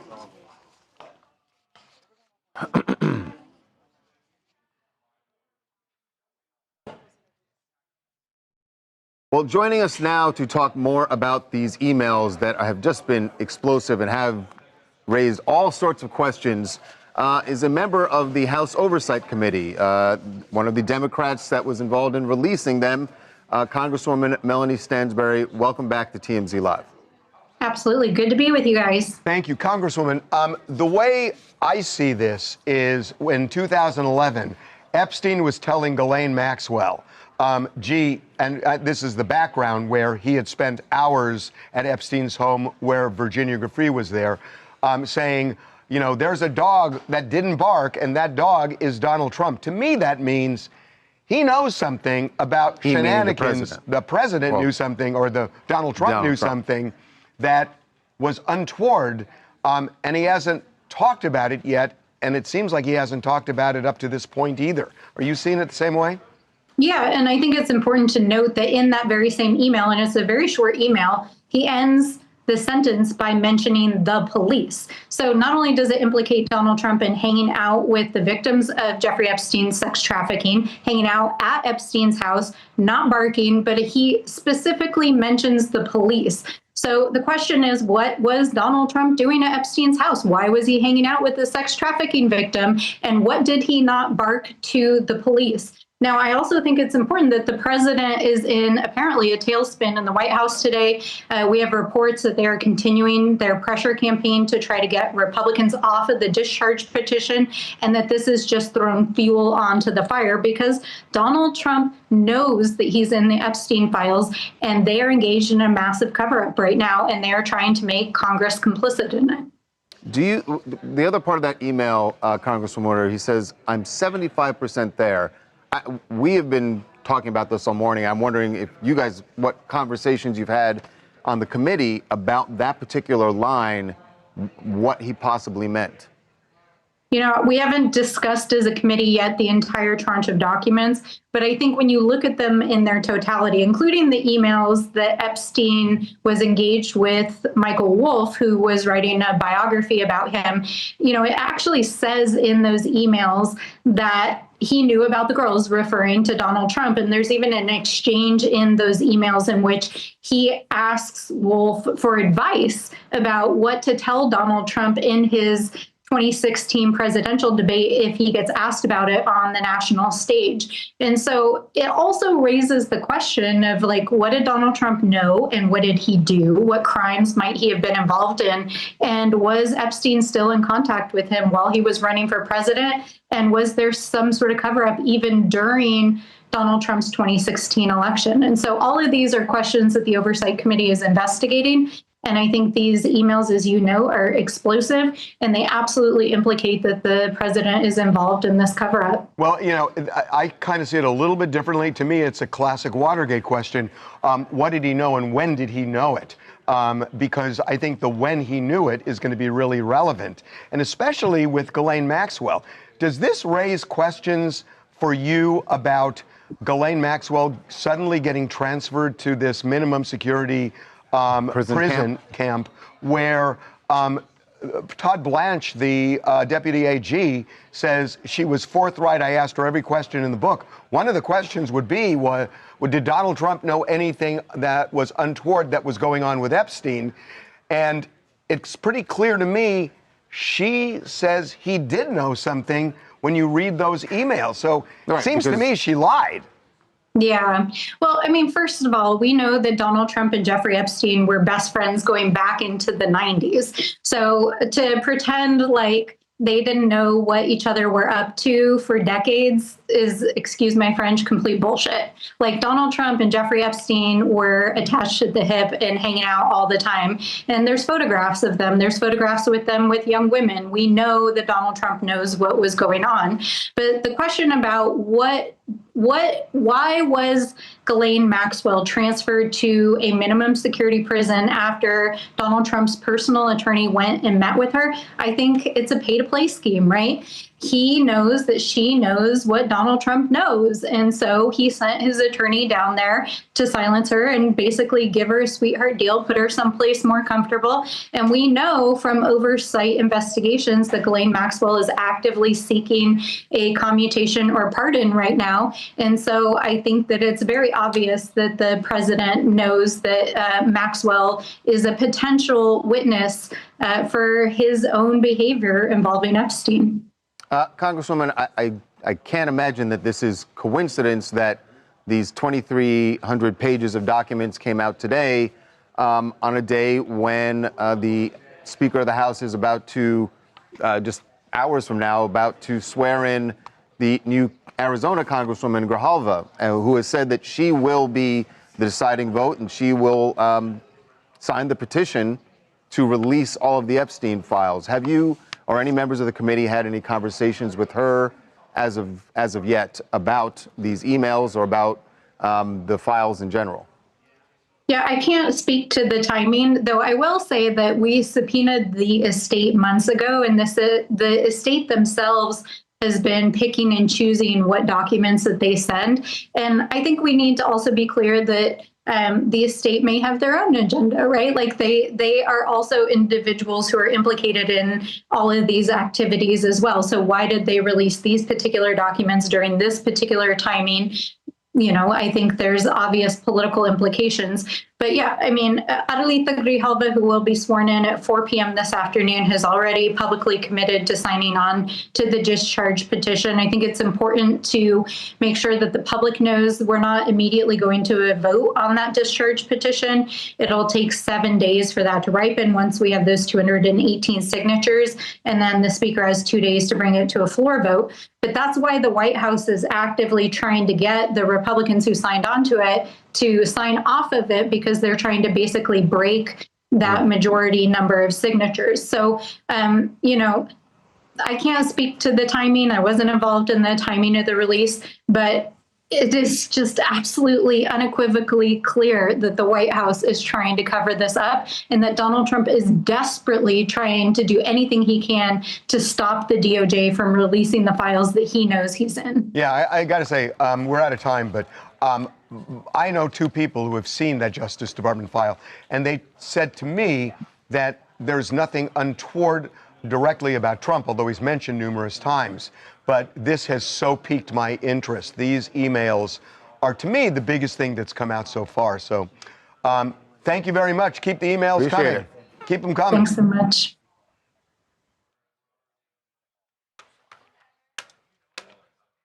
It's about the emails. About emails. Turn my mic up. The email. Oh. Which, by the way, the other thing that's interesting about this, this is all coming out in the emails. These emails are not necessarily part of the DOJ file. In fact, they're not. I don't think they would be. Probably not, because they're part of the from the estate. Yeah, right. They're they not were in the file. subpoenaed from. They just. I think this is bigger. This is honestly, I think, bigger than what's in the Justice Department. It's bigger than what's in the file. Yeah. So, like the this is a Justice smoking Department files everyone's gun. wanted.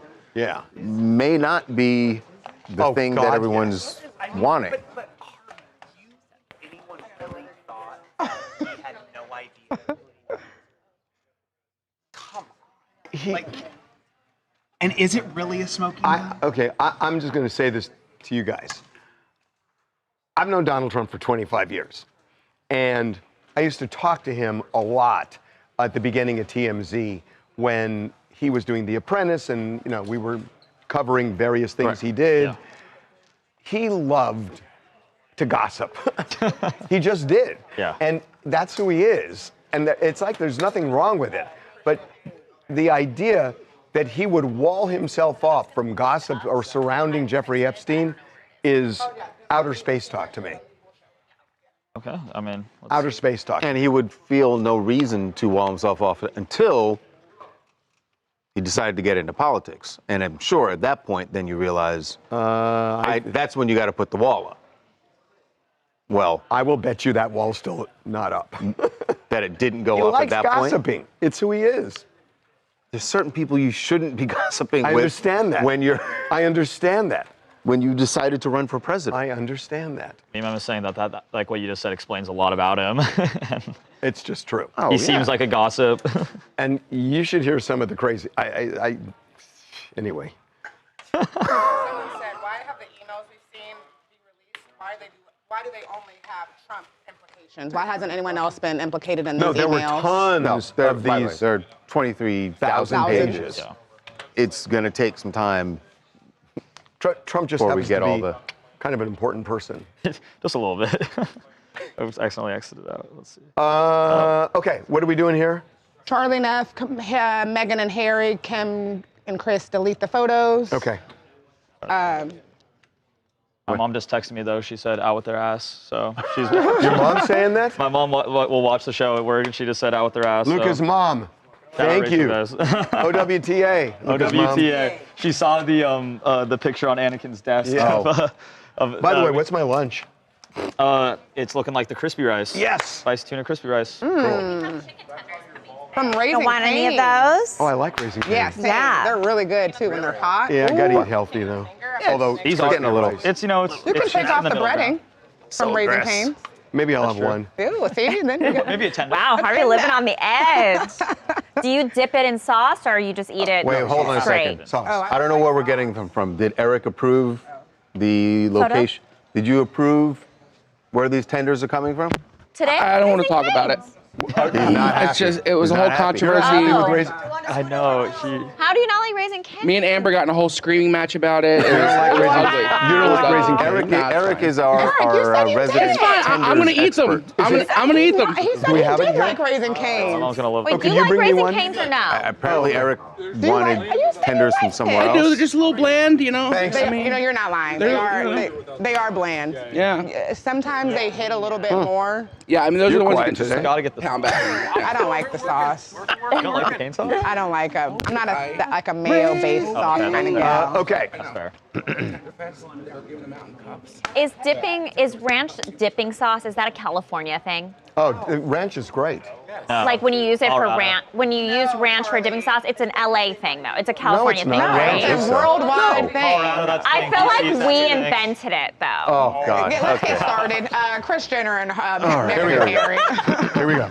What is this? B1? No, B2. B2. So, Tish was B1. okay. I'm in.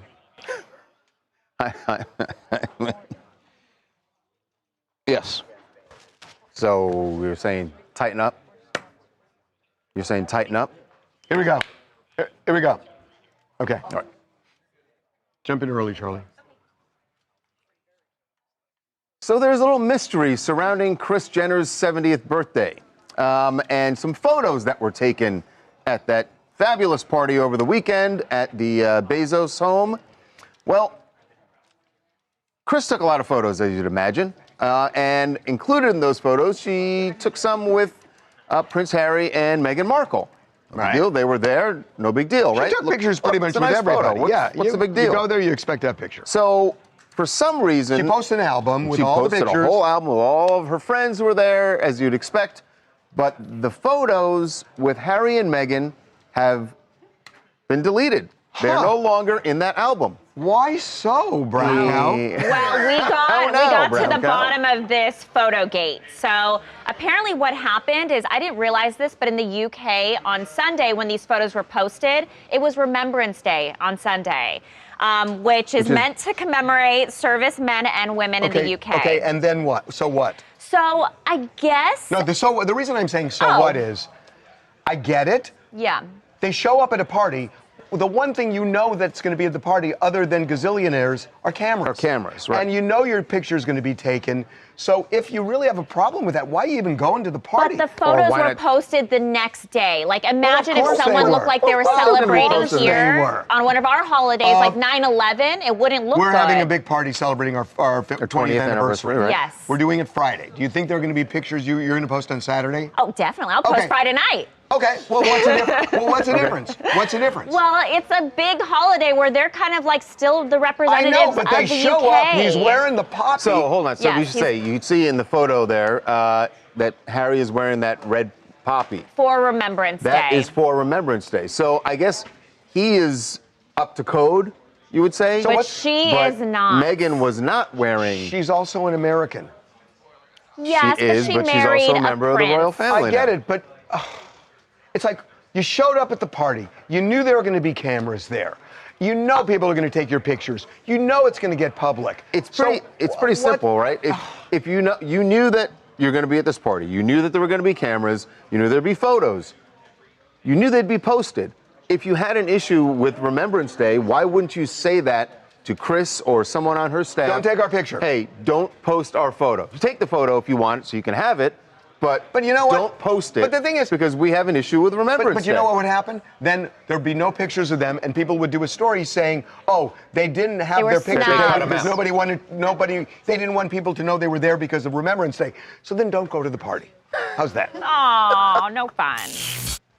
Hi, Shamika Sanders from Staten Island. I personally think the Duchess knows how critical the public has been of her. She can't even make a candle on her Netflix show without backlash. So I think even though she and Harry were there dressed to the nines, she wanted to keep a low profile. And let's be honest, being Kardashian adjacent kind of feels like a cosign of other things. And listen, she was right. She's headline news today. Well, you know, that's the other thing we talked about in the morning meeting. Maybe they wanted this publicity because with all the people who are at this party, they're getting the attention. Fresh off of Donald Trump's Twitter regarding Epstein. I'll give that to Charles. You probably won't be able to read it. The hips and hooks again, because they'll do anything at all to deflect on how badly they've done on the shutdown and some of the other subjects. Only a very bad or stupid Republican would fall into that trap. The Democrats cost our country $1.5 trillion. Everything. The recent antics of viciously closing our country. There should be no deflections to Epstein or anything else. Oh my God. Anything else, and any Republicans involved. We don't have to do that. Focused only on opening up our he's saying country. Nothing. Oh.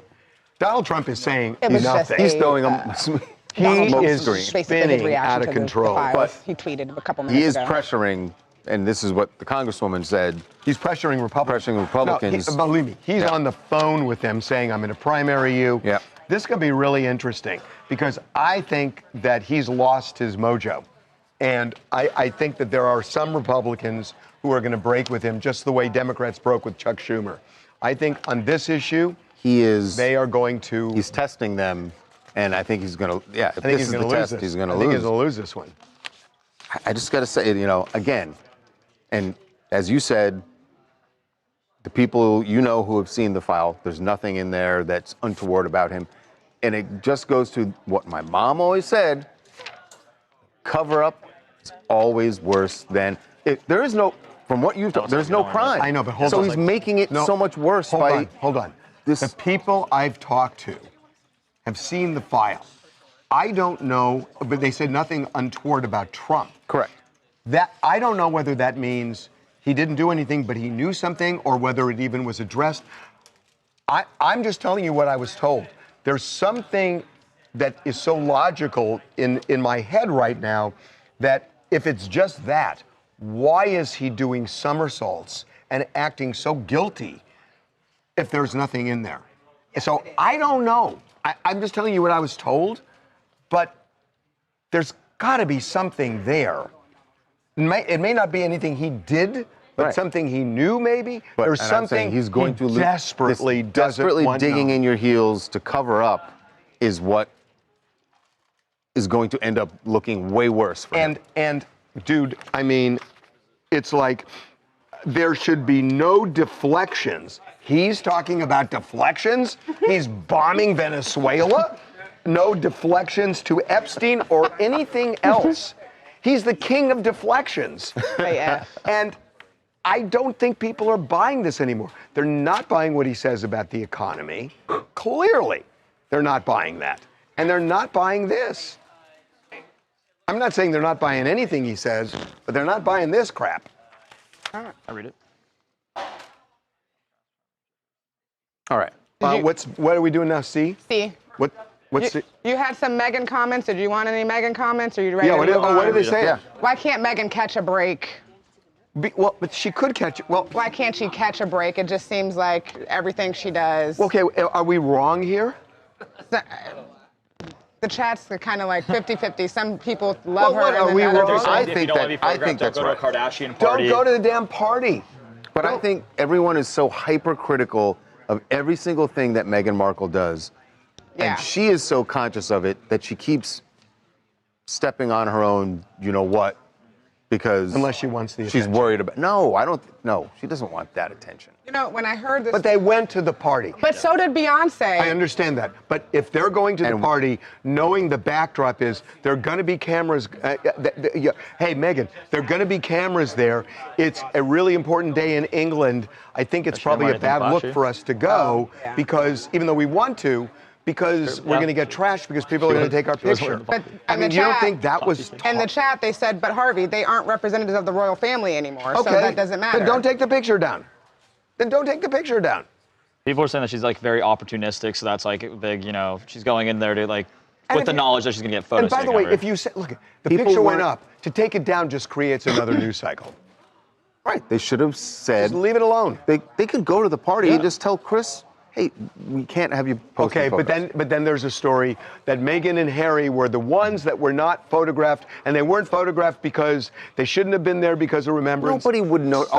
Of course they're That gonna know. story would only come from people who were in the party. Were they papped as they were they papped as they left? There were not. People were saying that Remembrance Day was on the 11th. So were it's Harry and Meghan papped when they left the party? Okay, so when they left, right? So if there were no pictures of them inside, it's like, what are they hiding? Yeah. So, right? Or they Chat just is didn't take saying a that photo with people, that the majority of the chat is voting on a poll saying that people are just overly critical of Meghan no matter what she does. So Exactly. That's true. it's not going to matter whether or not I just think this is ridiculous. she's a bully. Give the woman a break. Ranch dipping sauce was Charlie, produced please. in Felt like it Santa wasn't gonna Barbara, be important. California. Charlie. Hidden Valley. We found the valley. We found the valley. All right. Yeah, They said, leave that girl alone, please. So we'll leave her alone and we'll go Meghan to is always in the food way. influencer. But see, we can't leave her alone if Madeline Cruz is right. She's always in the way. We'll leave her alone. There were some good comments about your dog, Charles, earlier. Oh, yeah, about some good dog. tactics. So he's eating books. I'm not talking about paper books. Someone said paperback. they need hardcover books. some hemp. Look at this. Yeah. You see the hemp? I saw the hemp one. I also saw that if you bring your dog and put them right by the book, then put a treat next to it to deflect them from, like instead of attacking the book. What go to if he something can't else. just leave treats on the book? Well, not on the book. every You day? gotta manage it. You gotta be there. He with her. gets treats. He gets plenty of treats. Look at this. Look. This is a huge hardcover book. Oh my God. Shredded. Brendan, He's on do the you want history your of the seat? Bronx My too. bad. I don't know why he's hating on the Bronx. Oh well, thank you. It's just Brendan Kuhn. Well, that's a thing. Paradise Bronx. Now it's Paradise Lost. It is Paradise. Good joke. Look at he shredded the binding. The camera over here. This is the most ridiculous thing I've that's ever seen. Valid. That's valid. Oh no, this is normal. That is so ridiculous. Look at my fingers. They're not covered in red dust. You're eating. We all do this. That is actually, I've seen people do that. And it's That's ridiculous. Do a poll. Oh. Is this the best way to eat hot Cheetos or not? That's as Luca, That's chat the say? dumbest Chat, thing I've ever support seen. me. I don't have the ability to put up a poll Chat, there. listen. Do you want to be a barbarian with your fingers, or do you want to use chopsticks? Tell me. pretty ingenious. It's actually pretty ingenious. It Oh might be my the God, I have never smartest seen thing your generation's ever come up with. Ever. Yeah, look at that would be my Regular fingers. Cheetos as well? You don't get the dust on your Look, fingers. that would have been my fingers. Innovation. It might be the smartest thing your generation's ever created. It's just Draga Pro. That's my crazy. God. Chips with chopsticks, but it's a Cheeto, you know? Brilliant. Cheetos is Brilliant. a really different thing. We got that red number or whatever. This is so dumb. Wait, that's a good question. You should do that with Is a all Cheeto a greasy chip? foods. A Cheeto's a chip. Yeah, it's a corn chip. It's like a little puff, you know? It's like a corn puff. These kids are so soft. They can't. Ooh, I've got red on my finger. Ooh. Wow. Oh my gosh. Get off the porch, old man. Alrighty. That's all you got? That's all I got. Keeping his hands good. The chat's in favor, honestly. Yeah, you're Oh my you're God. You're a cleanly guy. Oh my Oh, 100 God. right now, all the You're a votes. cleanly guy. Majority of votes are saying, Dylan, you're in the right. Luca. Okay, let's go. Someone said, wait, Dylan. Someone said off the party if you Penny's saying about me. I really do. Hey, we should do that in the G block. Do we have? Did chicken tenders come? The U.S. just printed the last penny. Who did? You're shocked. Oh God. Oh, Luca, can you come on? There will definitely not be a fucking. The penny is now dead. Are the tenders here? Oh my God. So, Luca, any advice? Okay, yes, let's so they're saying. Treats is this obvious thing. I actually like this comment though. It was just funny that the reason that your dog's doing it is that he's hungry for knowledge. I thought that was a good comment. Really? Really? They were saying to like, kind of. He's eating I can't leave. It used to be loose paper. They say your dog has mail. abandonment issues because you're. Oh well, he does that often. Often on vacation. Oh. Hey, Siobhan, can Siobhan talk to me? Yo. And now he's eating books. Siobhan. And the first one. Oh, like you were gonna be reading them? The first one was a paperback, and I was like, fine, I get that. Now he's taking to hardcover books. I fear the chat's unserious about your issue because Christine Harris goes, Charles, animal shelters offer a training club. Drop it, stay, settle on other commands. I mean, he may need some training. Dog trainer. I'm not gonna. Charles, CBD. He gets CBD every morning. Smoke it up. He'll be the smartest dog on the block. You or your dog? I think they're just obsessed with the fact that your dog is the smartest dog now because of all the books he's eating. Have you ever taken CBD before you go to bed? The little spray? Actually, I just had weird dreams, but it makes you get good sleep. I've heard the weird dreams. Yeah, I had some weird ass dreams.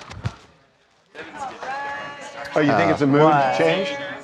Yeah, dude. Just I know, I'm like a different person nowadays.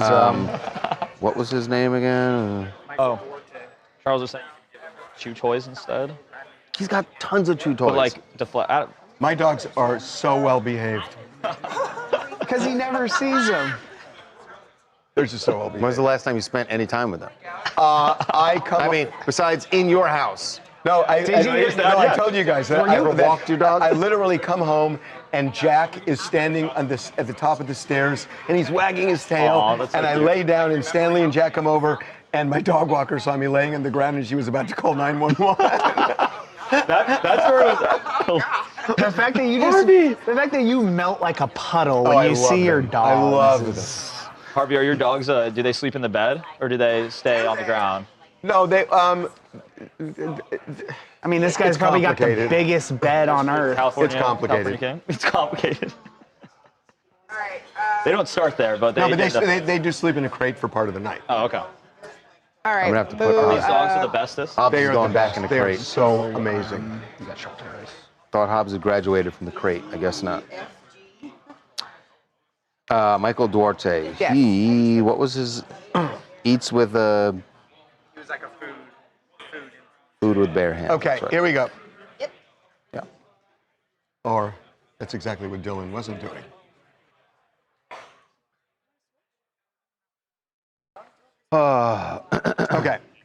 Okay, serious.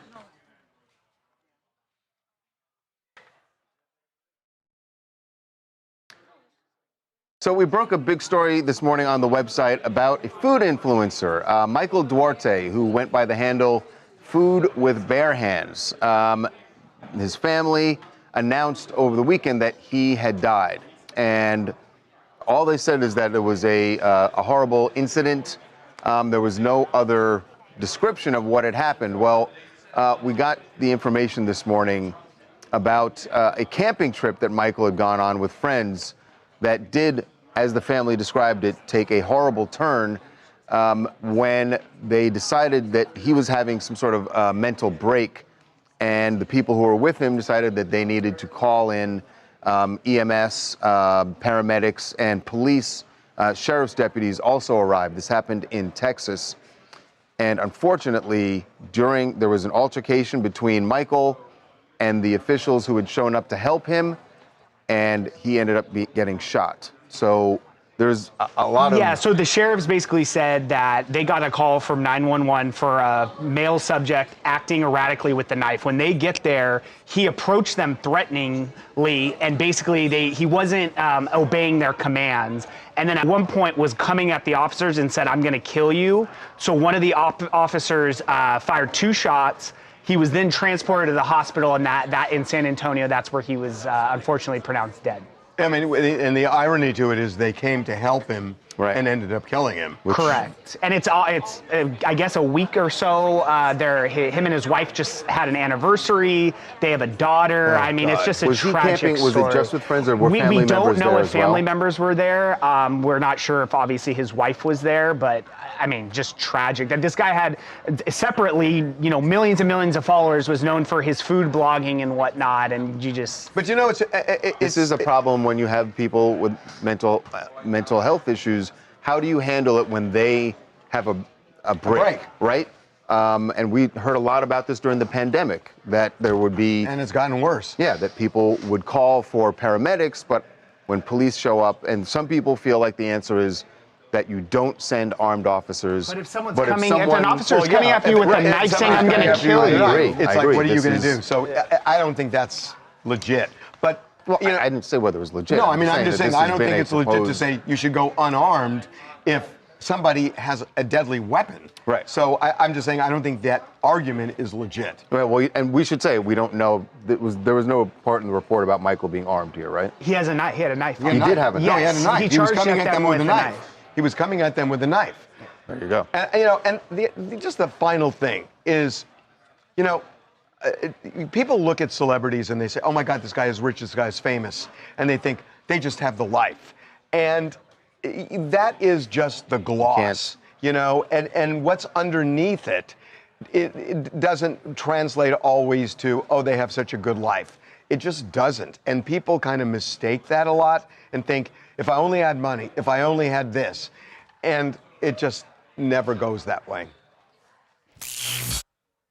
Hey everybody, it's Denisha Valentine based out of Orlando, Florida. And this situation is very sad, and I'm very curious to see, as the details come out, what really happened. But I do think that if a call was made to police in regards to somebody having a mental breakdown, the precautions should be different, because clearly he was not in his right state of mind. So we've seen it happen many times where somebody has, called the police due to having some sort of mental issues, and they end up, unalive. And I think there should be a different type of force that should be used in those type of situations. I know you want them to, and I get the call for a softer hand, but when that person is armed, it becomes dangerous to others and also to themselves.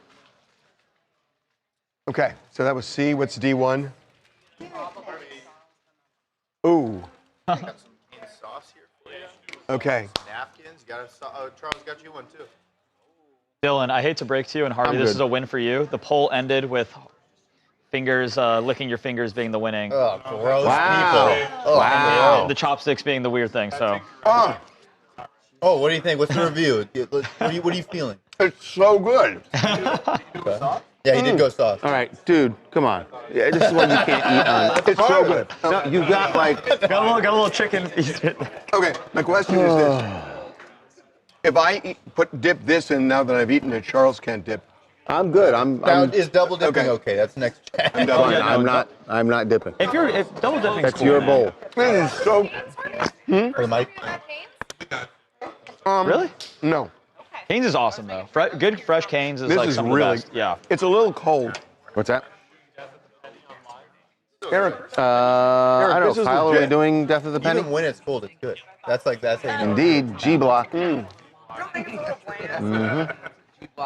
Not with that. The sauce is The sauce is so good. Look how much sauce. you need tenders with that sauce? No, but that's what you need. Oh my God. Eric. You want a spoon with that?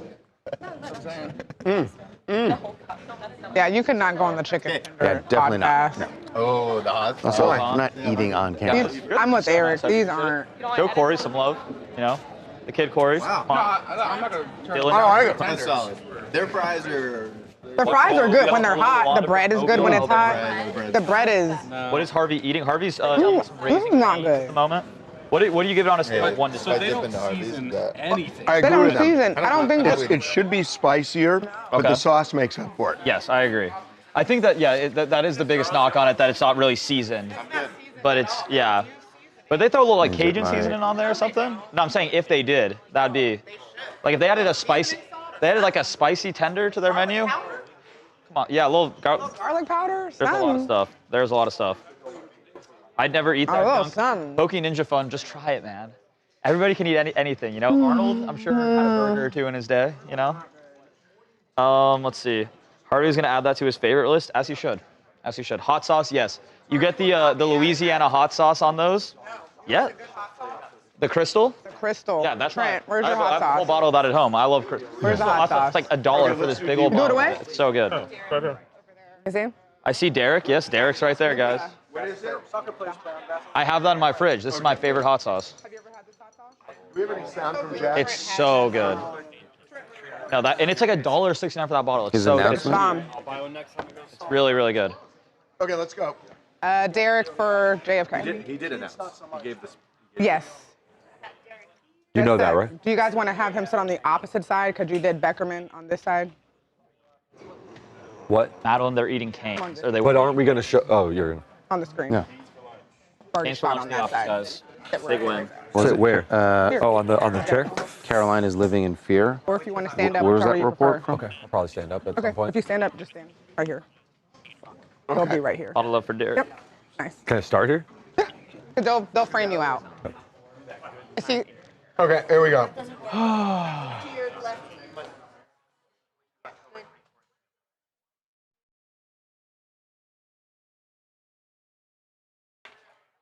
Okay, here we go.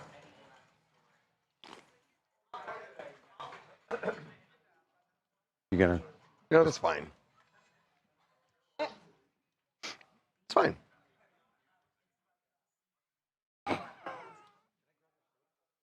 No, I'm excited about it. I'm gonna start it. Welcome back to TMZ Live. I'm kind of excited about this. I like this guy, Jack Schlossberg, who is the son of Caroline Kennedy, the grandson of JFK. President Kennedy, has thrown his hat in the ring. He's running for Congress. Yes. And I think he's got something to offer, this guy. 12th Congressional District in New York State. The seat is currently held by Jerry Nadler. Who's retiring. Who is retiring. And Jack Schlossberg is going to make a run at it. Yet another generation of Kennedys potentially getting into politics. Well, he's in politics now because he's running. This is what Jack said. This is how he announced his candidacy. The president has made almost $1 billion this year. He's picking winners and losers from inside the Oval Office. It's cronyism, not capitalism. The worst part is, it doesn't have to be this way. And it wasn't always. We deserve better, and we can do better. And it starts with the Democratic Party winning back control of the House of Representatives. With control of Congress, there's nothing we can't do. Without it, we're helpless to a third term. My name is Jack Schlossberg, and I'm running for Congress to represent my home, New York's 12th Congressional District, where I was born and raised, where I took the bus to school every single day, from one side of the district to the other. I'm not running because I have all the answers to our problems. I'm running because the people of New York 12 do. I want to listen to your struggles, hear your stories, amplify your voice, Guys, go we to gotta cut this in a Washington quarter. and execute on your behalf. So, aside from the fact that he is a really smart guy, he's got something going for him that I think is going to be really hard to beat, which is he is a master at social media. Absolutely. A master at it.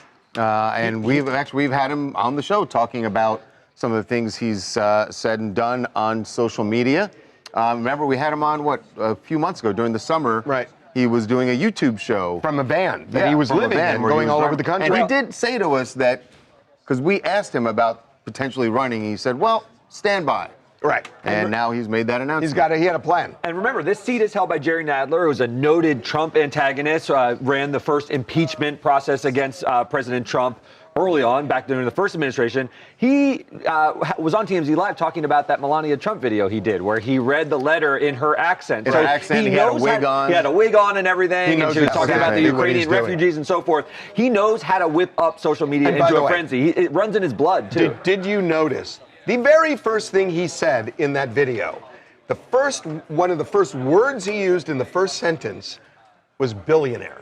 Yep. And that is resonating with people. They are anti-billionaire. Look at what happened in New York City, and he jumped on that. That's not an accident. He's also that he said that. Political royalty who talked about riding a bus. So some of it is a little bit. This is one of the most privileged families in political existence. He's from Camelot. Why do you think it's so shocking that? I just don't people believe in it. New York City, Well, it's in New York. even very wealthy people They in New York take the City, bus. They take the subway. No, Derek. very wealthy people in New York City use public Two of transit, us lived there. subways, One of us buses.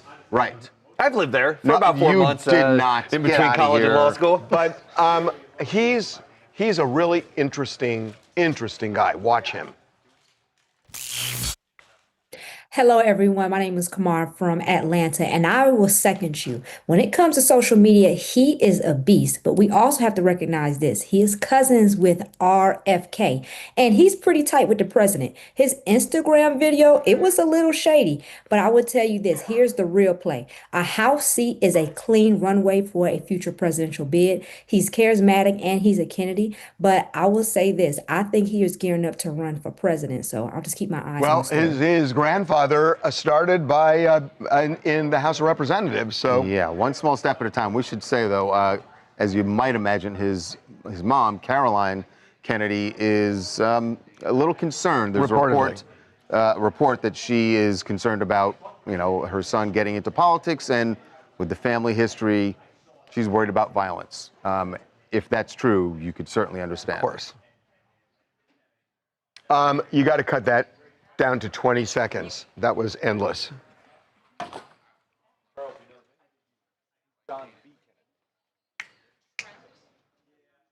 Bouvier. Yeah. What? On your shirt. Oh, The people you were scaring the people. Really? Yeah. They don't like the Misfits? the Misfits. Who doesn't like the Misfits? What's You Me Too? don't even know anything about the Misfits other than. Bro, I trick-or-treated Danzig's house. Yeah, I did see that video. Okay, You did. I saw it. let's do Akon. Just another. This is bad. Get out of here. We got to move because we've got this Stirco thing. We got to get this thing done. Yeah.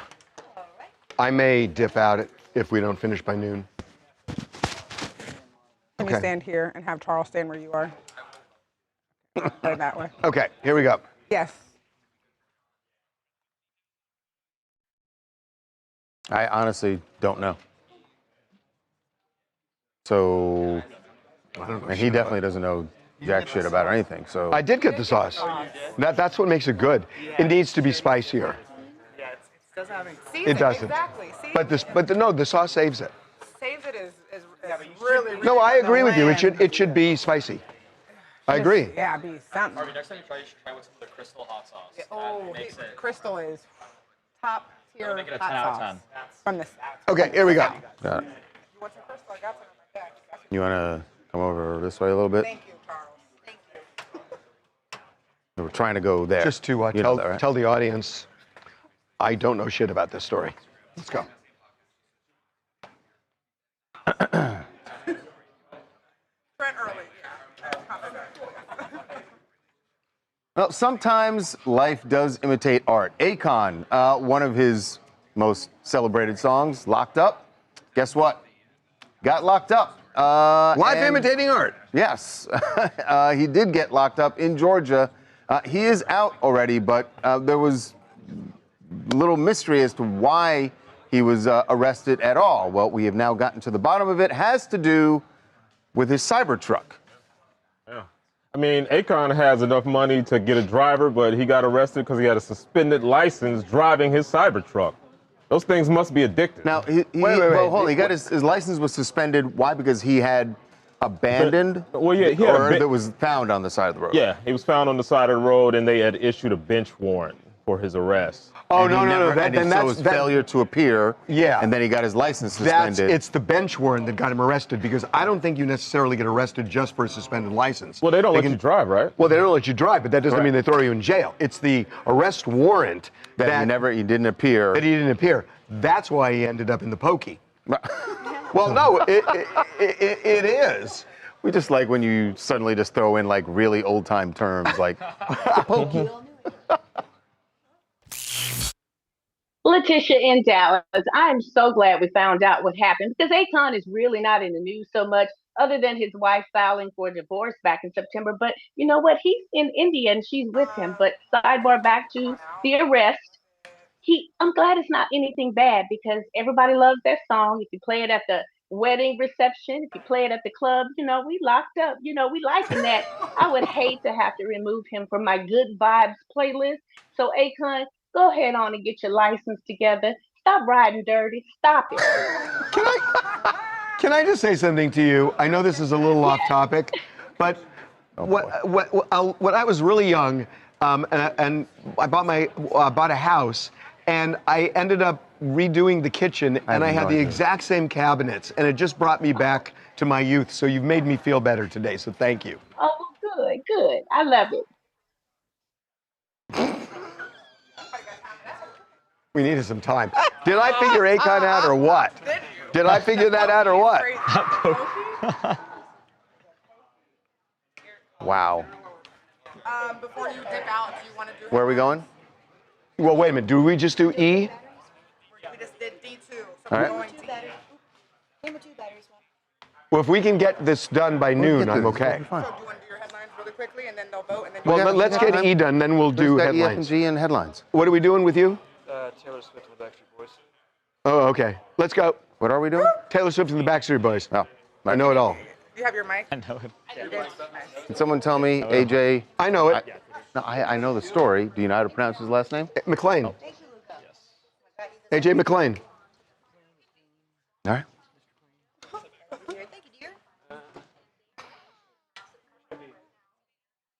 That's fine.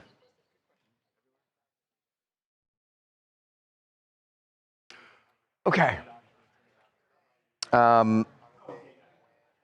Backstreet's back and Elizabeth Taylor. Elizabeth Taylor. Boy, look at you. Steel trap. Like a little. Just hanging out. I had a very unfortunate Judy Garland incident this morning. You trying to make up for it with Elizabeth with Taylor? Elizabeth Taylor, it didn't fucking work. Ooh. Jeez, bad fucking moment. Bad moment. They should get Jason Aldean. Bad fucking moment. He'd still be going on about her if we had. I read the book. Okay, it's called Judy. All right. It's a big book. Well, Taylor Swift fans, get ready for her at the Sphere. That would be amazing. Now, she has not actually announced a show at the Sphere, but there is a possibility. Oh, I'm smelling it. I'm smelling this. This is going to happen. Far-fetched, but I It's actually not. think it could happen. It's going to happen. So we got AJ McLean from the Backstreet Boys. We got him out at LAX, and we talked to him about this big collab that someone put together. It's a mashup between Elizabeth Taylor and Backstreet Boys. Taylor's new song, Elizabeth Taylor, and everybody. So the internet's gone wild over this. Yeah. So AJ's got an idea about how to bring this thing to life. Here's what he told us. Everybody's come back from Vegas raving about your show at the Sphere. What's it been like? I feel like we're bigger than we were in '99. There's nothing like it. And I think you're going to start to see more pop acts and more artists coming in there. Who would you like to see perform there? Coldplay is my #1. I don't know if she'd ever do it, but I think Taylor would absolutely destroy it. LYD, she's an incredible DJ, did this remix between, Elizabeth Taylor and Backstreet's Back. Blew up, it's still going. I mean, fans are hoping that she'll come do Elizabeth Taylor while we do Backstreet's Back. Are you hoping? I mean, we would break the planet if that happened. I think he's right, but they've been friends. They've been together a fan. and she's a big fan, and she's She was like 10 when Backstreet Boys were huge. She was the perfect age for that. Yeah, and this is a good thing to do. And she's also said she's not going to tour for her new album, Life of a Showgirl. Obviously, she's exhausted from the Eras tour. She needs a break. This is a good way to kind of get back on stage without committing to a tour. Just do a couple of appearances. There's no way she doesn't do the Sphere at some point. Just go test it out, see how it is on stage without having to commit to doing a show. On their dime. On their dime. Exactly. Just show up, do the song. It's such a good idea. Get a feel for it. Totally safe, too. I mean, it will blow the lid off that place. Oh, yeah, it'd be huge. My name is Asif, and if Taylor Swift and the Backstreet Boys will perform together, it will break the entire universe. It's amazing how you can take an old hit song like Everybody Backstreet's Back and mix it with a new song like Elizabeth Taylor, which is one of my favorite songs on the new Taylor album, and make something that sounds so good out of it. So good that even Taylor Swift and the Backstreet Boys themselves love it. It just makes you want to dance. Oh, I got a good question for you boys. Mm-hmm. Who's bigger? Elizabeth Taylor or Taylor? What? Which Taylor is bigger? Ooh, that's. If you answer, you're gonna piss off somebody. So I'm good. Oh, that's a good one, huh? Oh, that's a tough one. I think I might say Taylor. But how about this? We'll just say Taylor Swift actually responded to AJ, and she said, "Oh, hi AJ. Oh my God." So I don't know what that means. There's a chance. It's happening. It's happening. It's happening. It's definitely happening.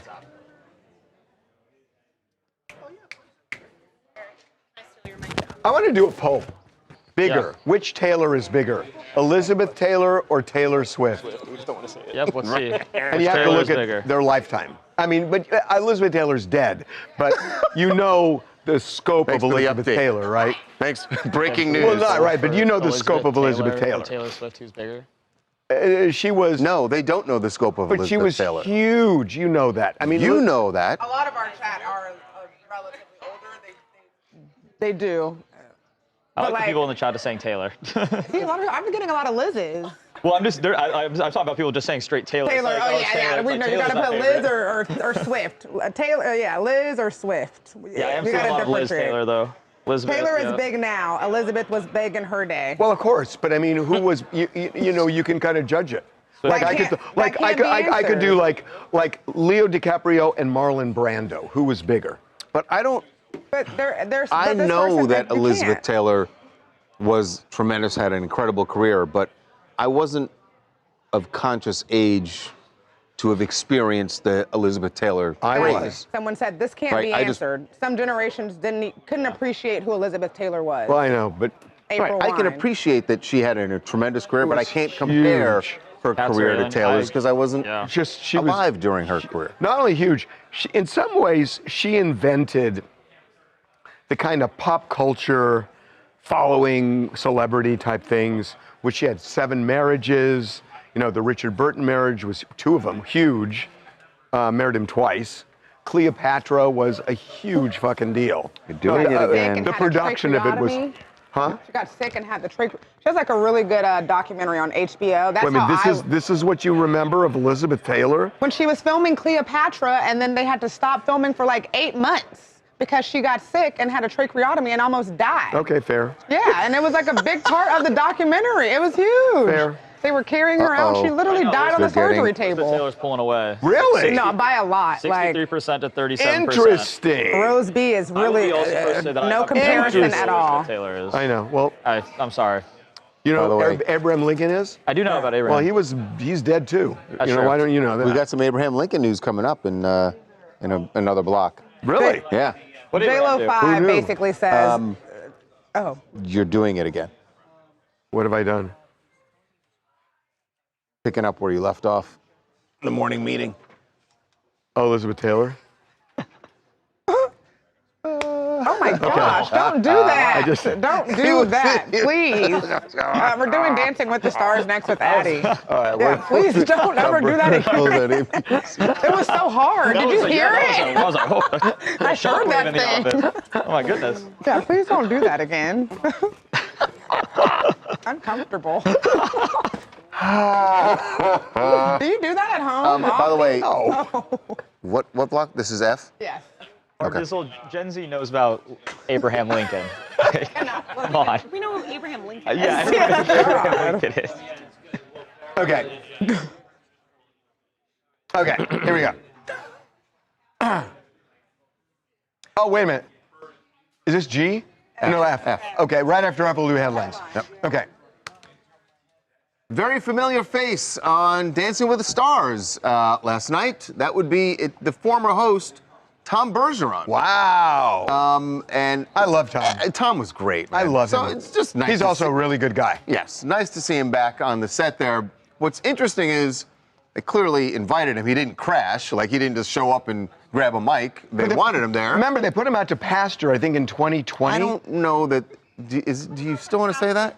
Yeah, putting out the pasture is a little rough, but anyway. Kind of what they did. Yes.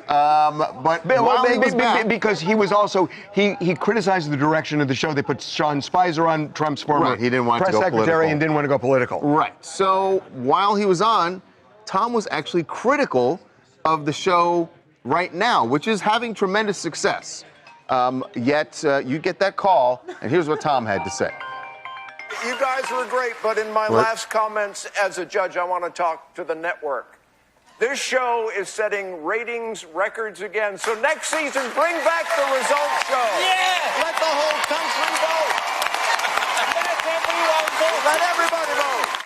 Wow. So I guess the way it works came back now, with fire. They don't have the results show, so if you're on the people on the West Coast right now, if you want to vote, you can start voting on your phone at 4:30, but you have to do it. You're basically voting blind. But So it's like a popularity. You're not even watching the people. Correct. If you want to vote, Well, and you that's live. absurd. That's what we're saying, Harvey. Thank you. This That's is an absurd. outrage. So, and that's why it's turning into like a That's an popularity contest, and everyone was so upset about like Andy making it so far. Stupid. Thank you. Yes, that's it just is. stupid. How So do you what vote for Tom is somebody when saying you is- haven't even seen him perform? So it used to be that there was a separate night. They had a separate night, like American Idol did. Yeah, so like all of America watched their different times, whatever, But and then the voting was They calculated. probably stopped doing that because the ratings hadn't been there in previous years, but now that they have all of ratings. America is watching the show. Yeah, this is, they got to bring that back. That's what I'm saying. I really am You know so what? upset we can't. Tom's right. You should get Tom, you should do a trade-off. You help Tom with his campaign, and he'll help with OWTA. I like it. Genius work, I like Charles. it. Genius Collab, work. bringing them together. Hey, what's up? This is Vic in Chicago. Two things. First, actually, putting out to pasture has been canceled. It is offensive to cattle and other range animals. Sorry. But also, for Tom, congrats. This is what we do for the bag. This is like being asked to DJ your ex's wedding reception who's dumped you twice. But I'll do it until time for the bag, so go get the bag, Tom. Oh, You know, I got to tell you, I just thought right. of something. If he objected to Sean Spicer, how's he going to embrace OWTA? We'll work on that. We'll work on What that. else do you guys want to talk about? Hey guys, what's up? It's Diamond in Dallas. Now listen, I'm sure that Kris Jenner had good reason for deleting the royal couple's photos. Now, at the same time, I would just, if it were me, I would just be just over the moon if I was in the room. I would not give a hot diggity damn if she deleted my photos. Just being in the room alone is a flex because we all know that Kris Jenner is the blueprint. And for that reason, she is my hero. I don't know about Period. that, but she had a great facelift. One more. I'm Jake from Utah, and I'm talking about the Trump and Epstein emails. Personally, I think Donald Trump, that's a nasty, nasty man right there, okay? I don't know how many times that man can catch allegations before the American people start to just kind of, think at least maybe one of those has got to be a little bit true, you know what I mean? Well, he's having difficulty with this one. He just is. Yeah, I mean, well, he's not going to run again, so this time it doesn't. We don't know about that. That's true. Okay, Cameron, you're on. You're on. You texted Elaine 10 times last All right. night. Okay, Make sure my headline. speakers are up. And I know you're going to do it again. I don't know. Next Tuesday. You're right. All right, No, are we ready? Yeah. All right, Miles Teller was on the New Heights podcast earlier today, and he's also in the new Michael Jackson biopic. He plays attorney John Branca. Right. And he talks about how when it was first announced that he was going to be in the biopic, there was a bunch of headlines saying Miles Teller to star in Michael Jackson biopic, and a bunch of people are like, wait, Miles Teller, you're playing Michael Jackson? But you can see why people are confused, and he just talks about that confusion there and why people thought he was playing Michael Jackson. You're in the new Michael Jackson biopic. Yeah, it's funny. I think people, because when I first got cast, it said like Miles Teller to star in Michael Jackson movie, and I think people literally thought I was playing him. At some point, I was like, "Oh my God, no, dude." I mean, you got the moves. That's why. That's why, because you got the moves, dude. They were like, dude, if somebody can moonwalk in this like Michael, I can see it. They're friends. I remember seeing him at one of the games. He's a big Philly guy. Yeah, I saw him at one of the games. Yeah.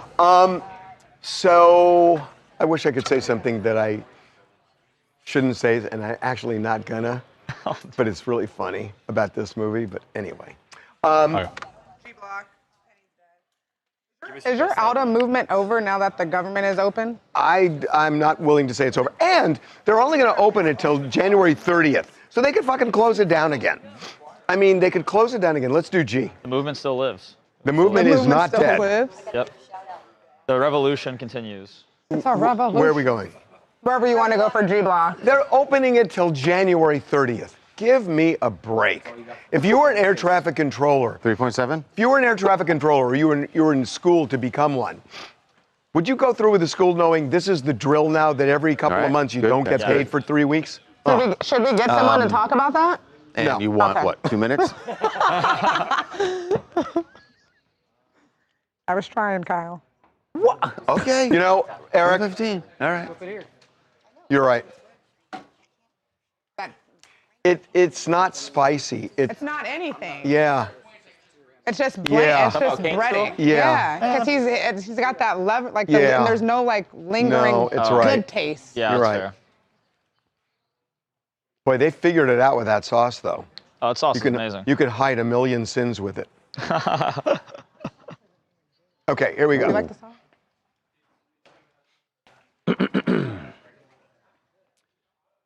Well, another bad day for President Lincoln. Oh. I know. Many years later. Because the penny is officially dead. Yay! The U.S. has minted the final penny that it is going to make. There will be no more walking around and see a penny, pick it up, and, well, I mean, they'll still be out there for a while, but eventually they'll all be gone. But they minted the last one today. It now costs 3.7 cents to make a penny. I mean, but can I tell you the deficit we're going to? You know the implications of this, right? Mm-hmm. You can no longer say penny wise, pound foolish. You can no longer wear penny loafers. In for a penny, in for a pound. Which always seemed like a weird one to me. I don't know. It will completely change our lexicon. This is cataclysmic, folks. We hate leaving you on next up, by the way, like this. Next up, the nickel. The nickel, which costs 14 cents to make. So once they start erasing these, the deficit is going to just shrink like that. All the money we're blowing. We'll see you tomorrow. Fill your piggy banks. Okay, Cameron, what do you got? What do you got for headlines? Sorry, let me get this out of your way. Rest in peace to the penny chat. What? You got to speak louder. I have not been sent anything. Oh wait, I just got sent now. Okay, headlines. Okay. First one.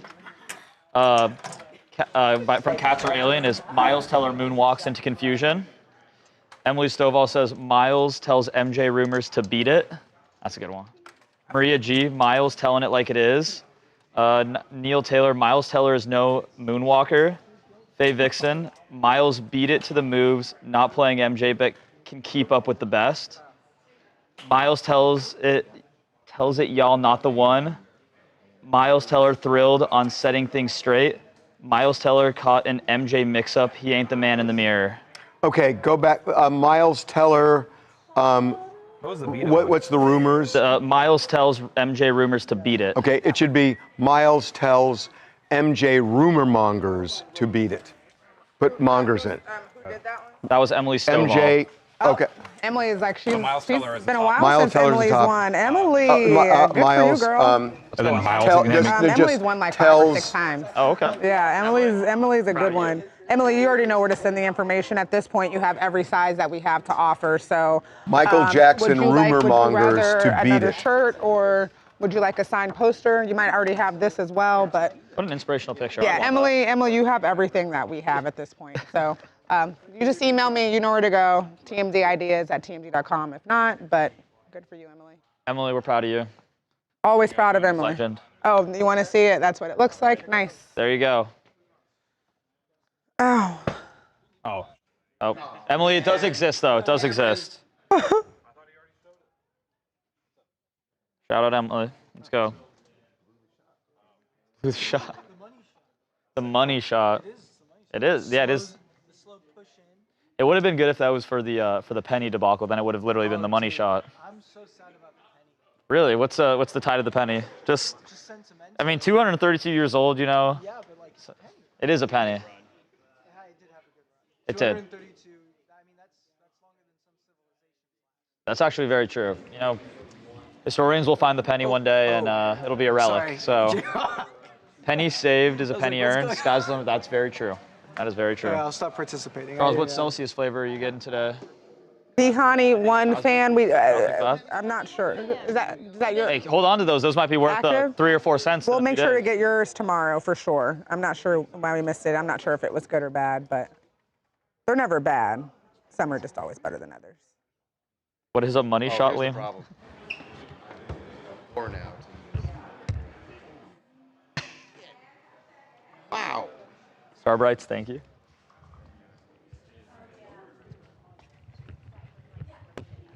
$2005.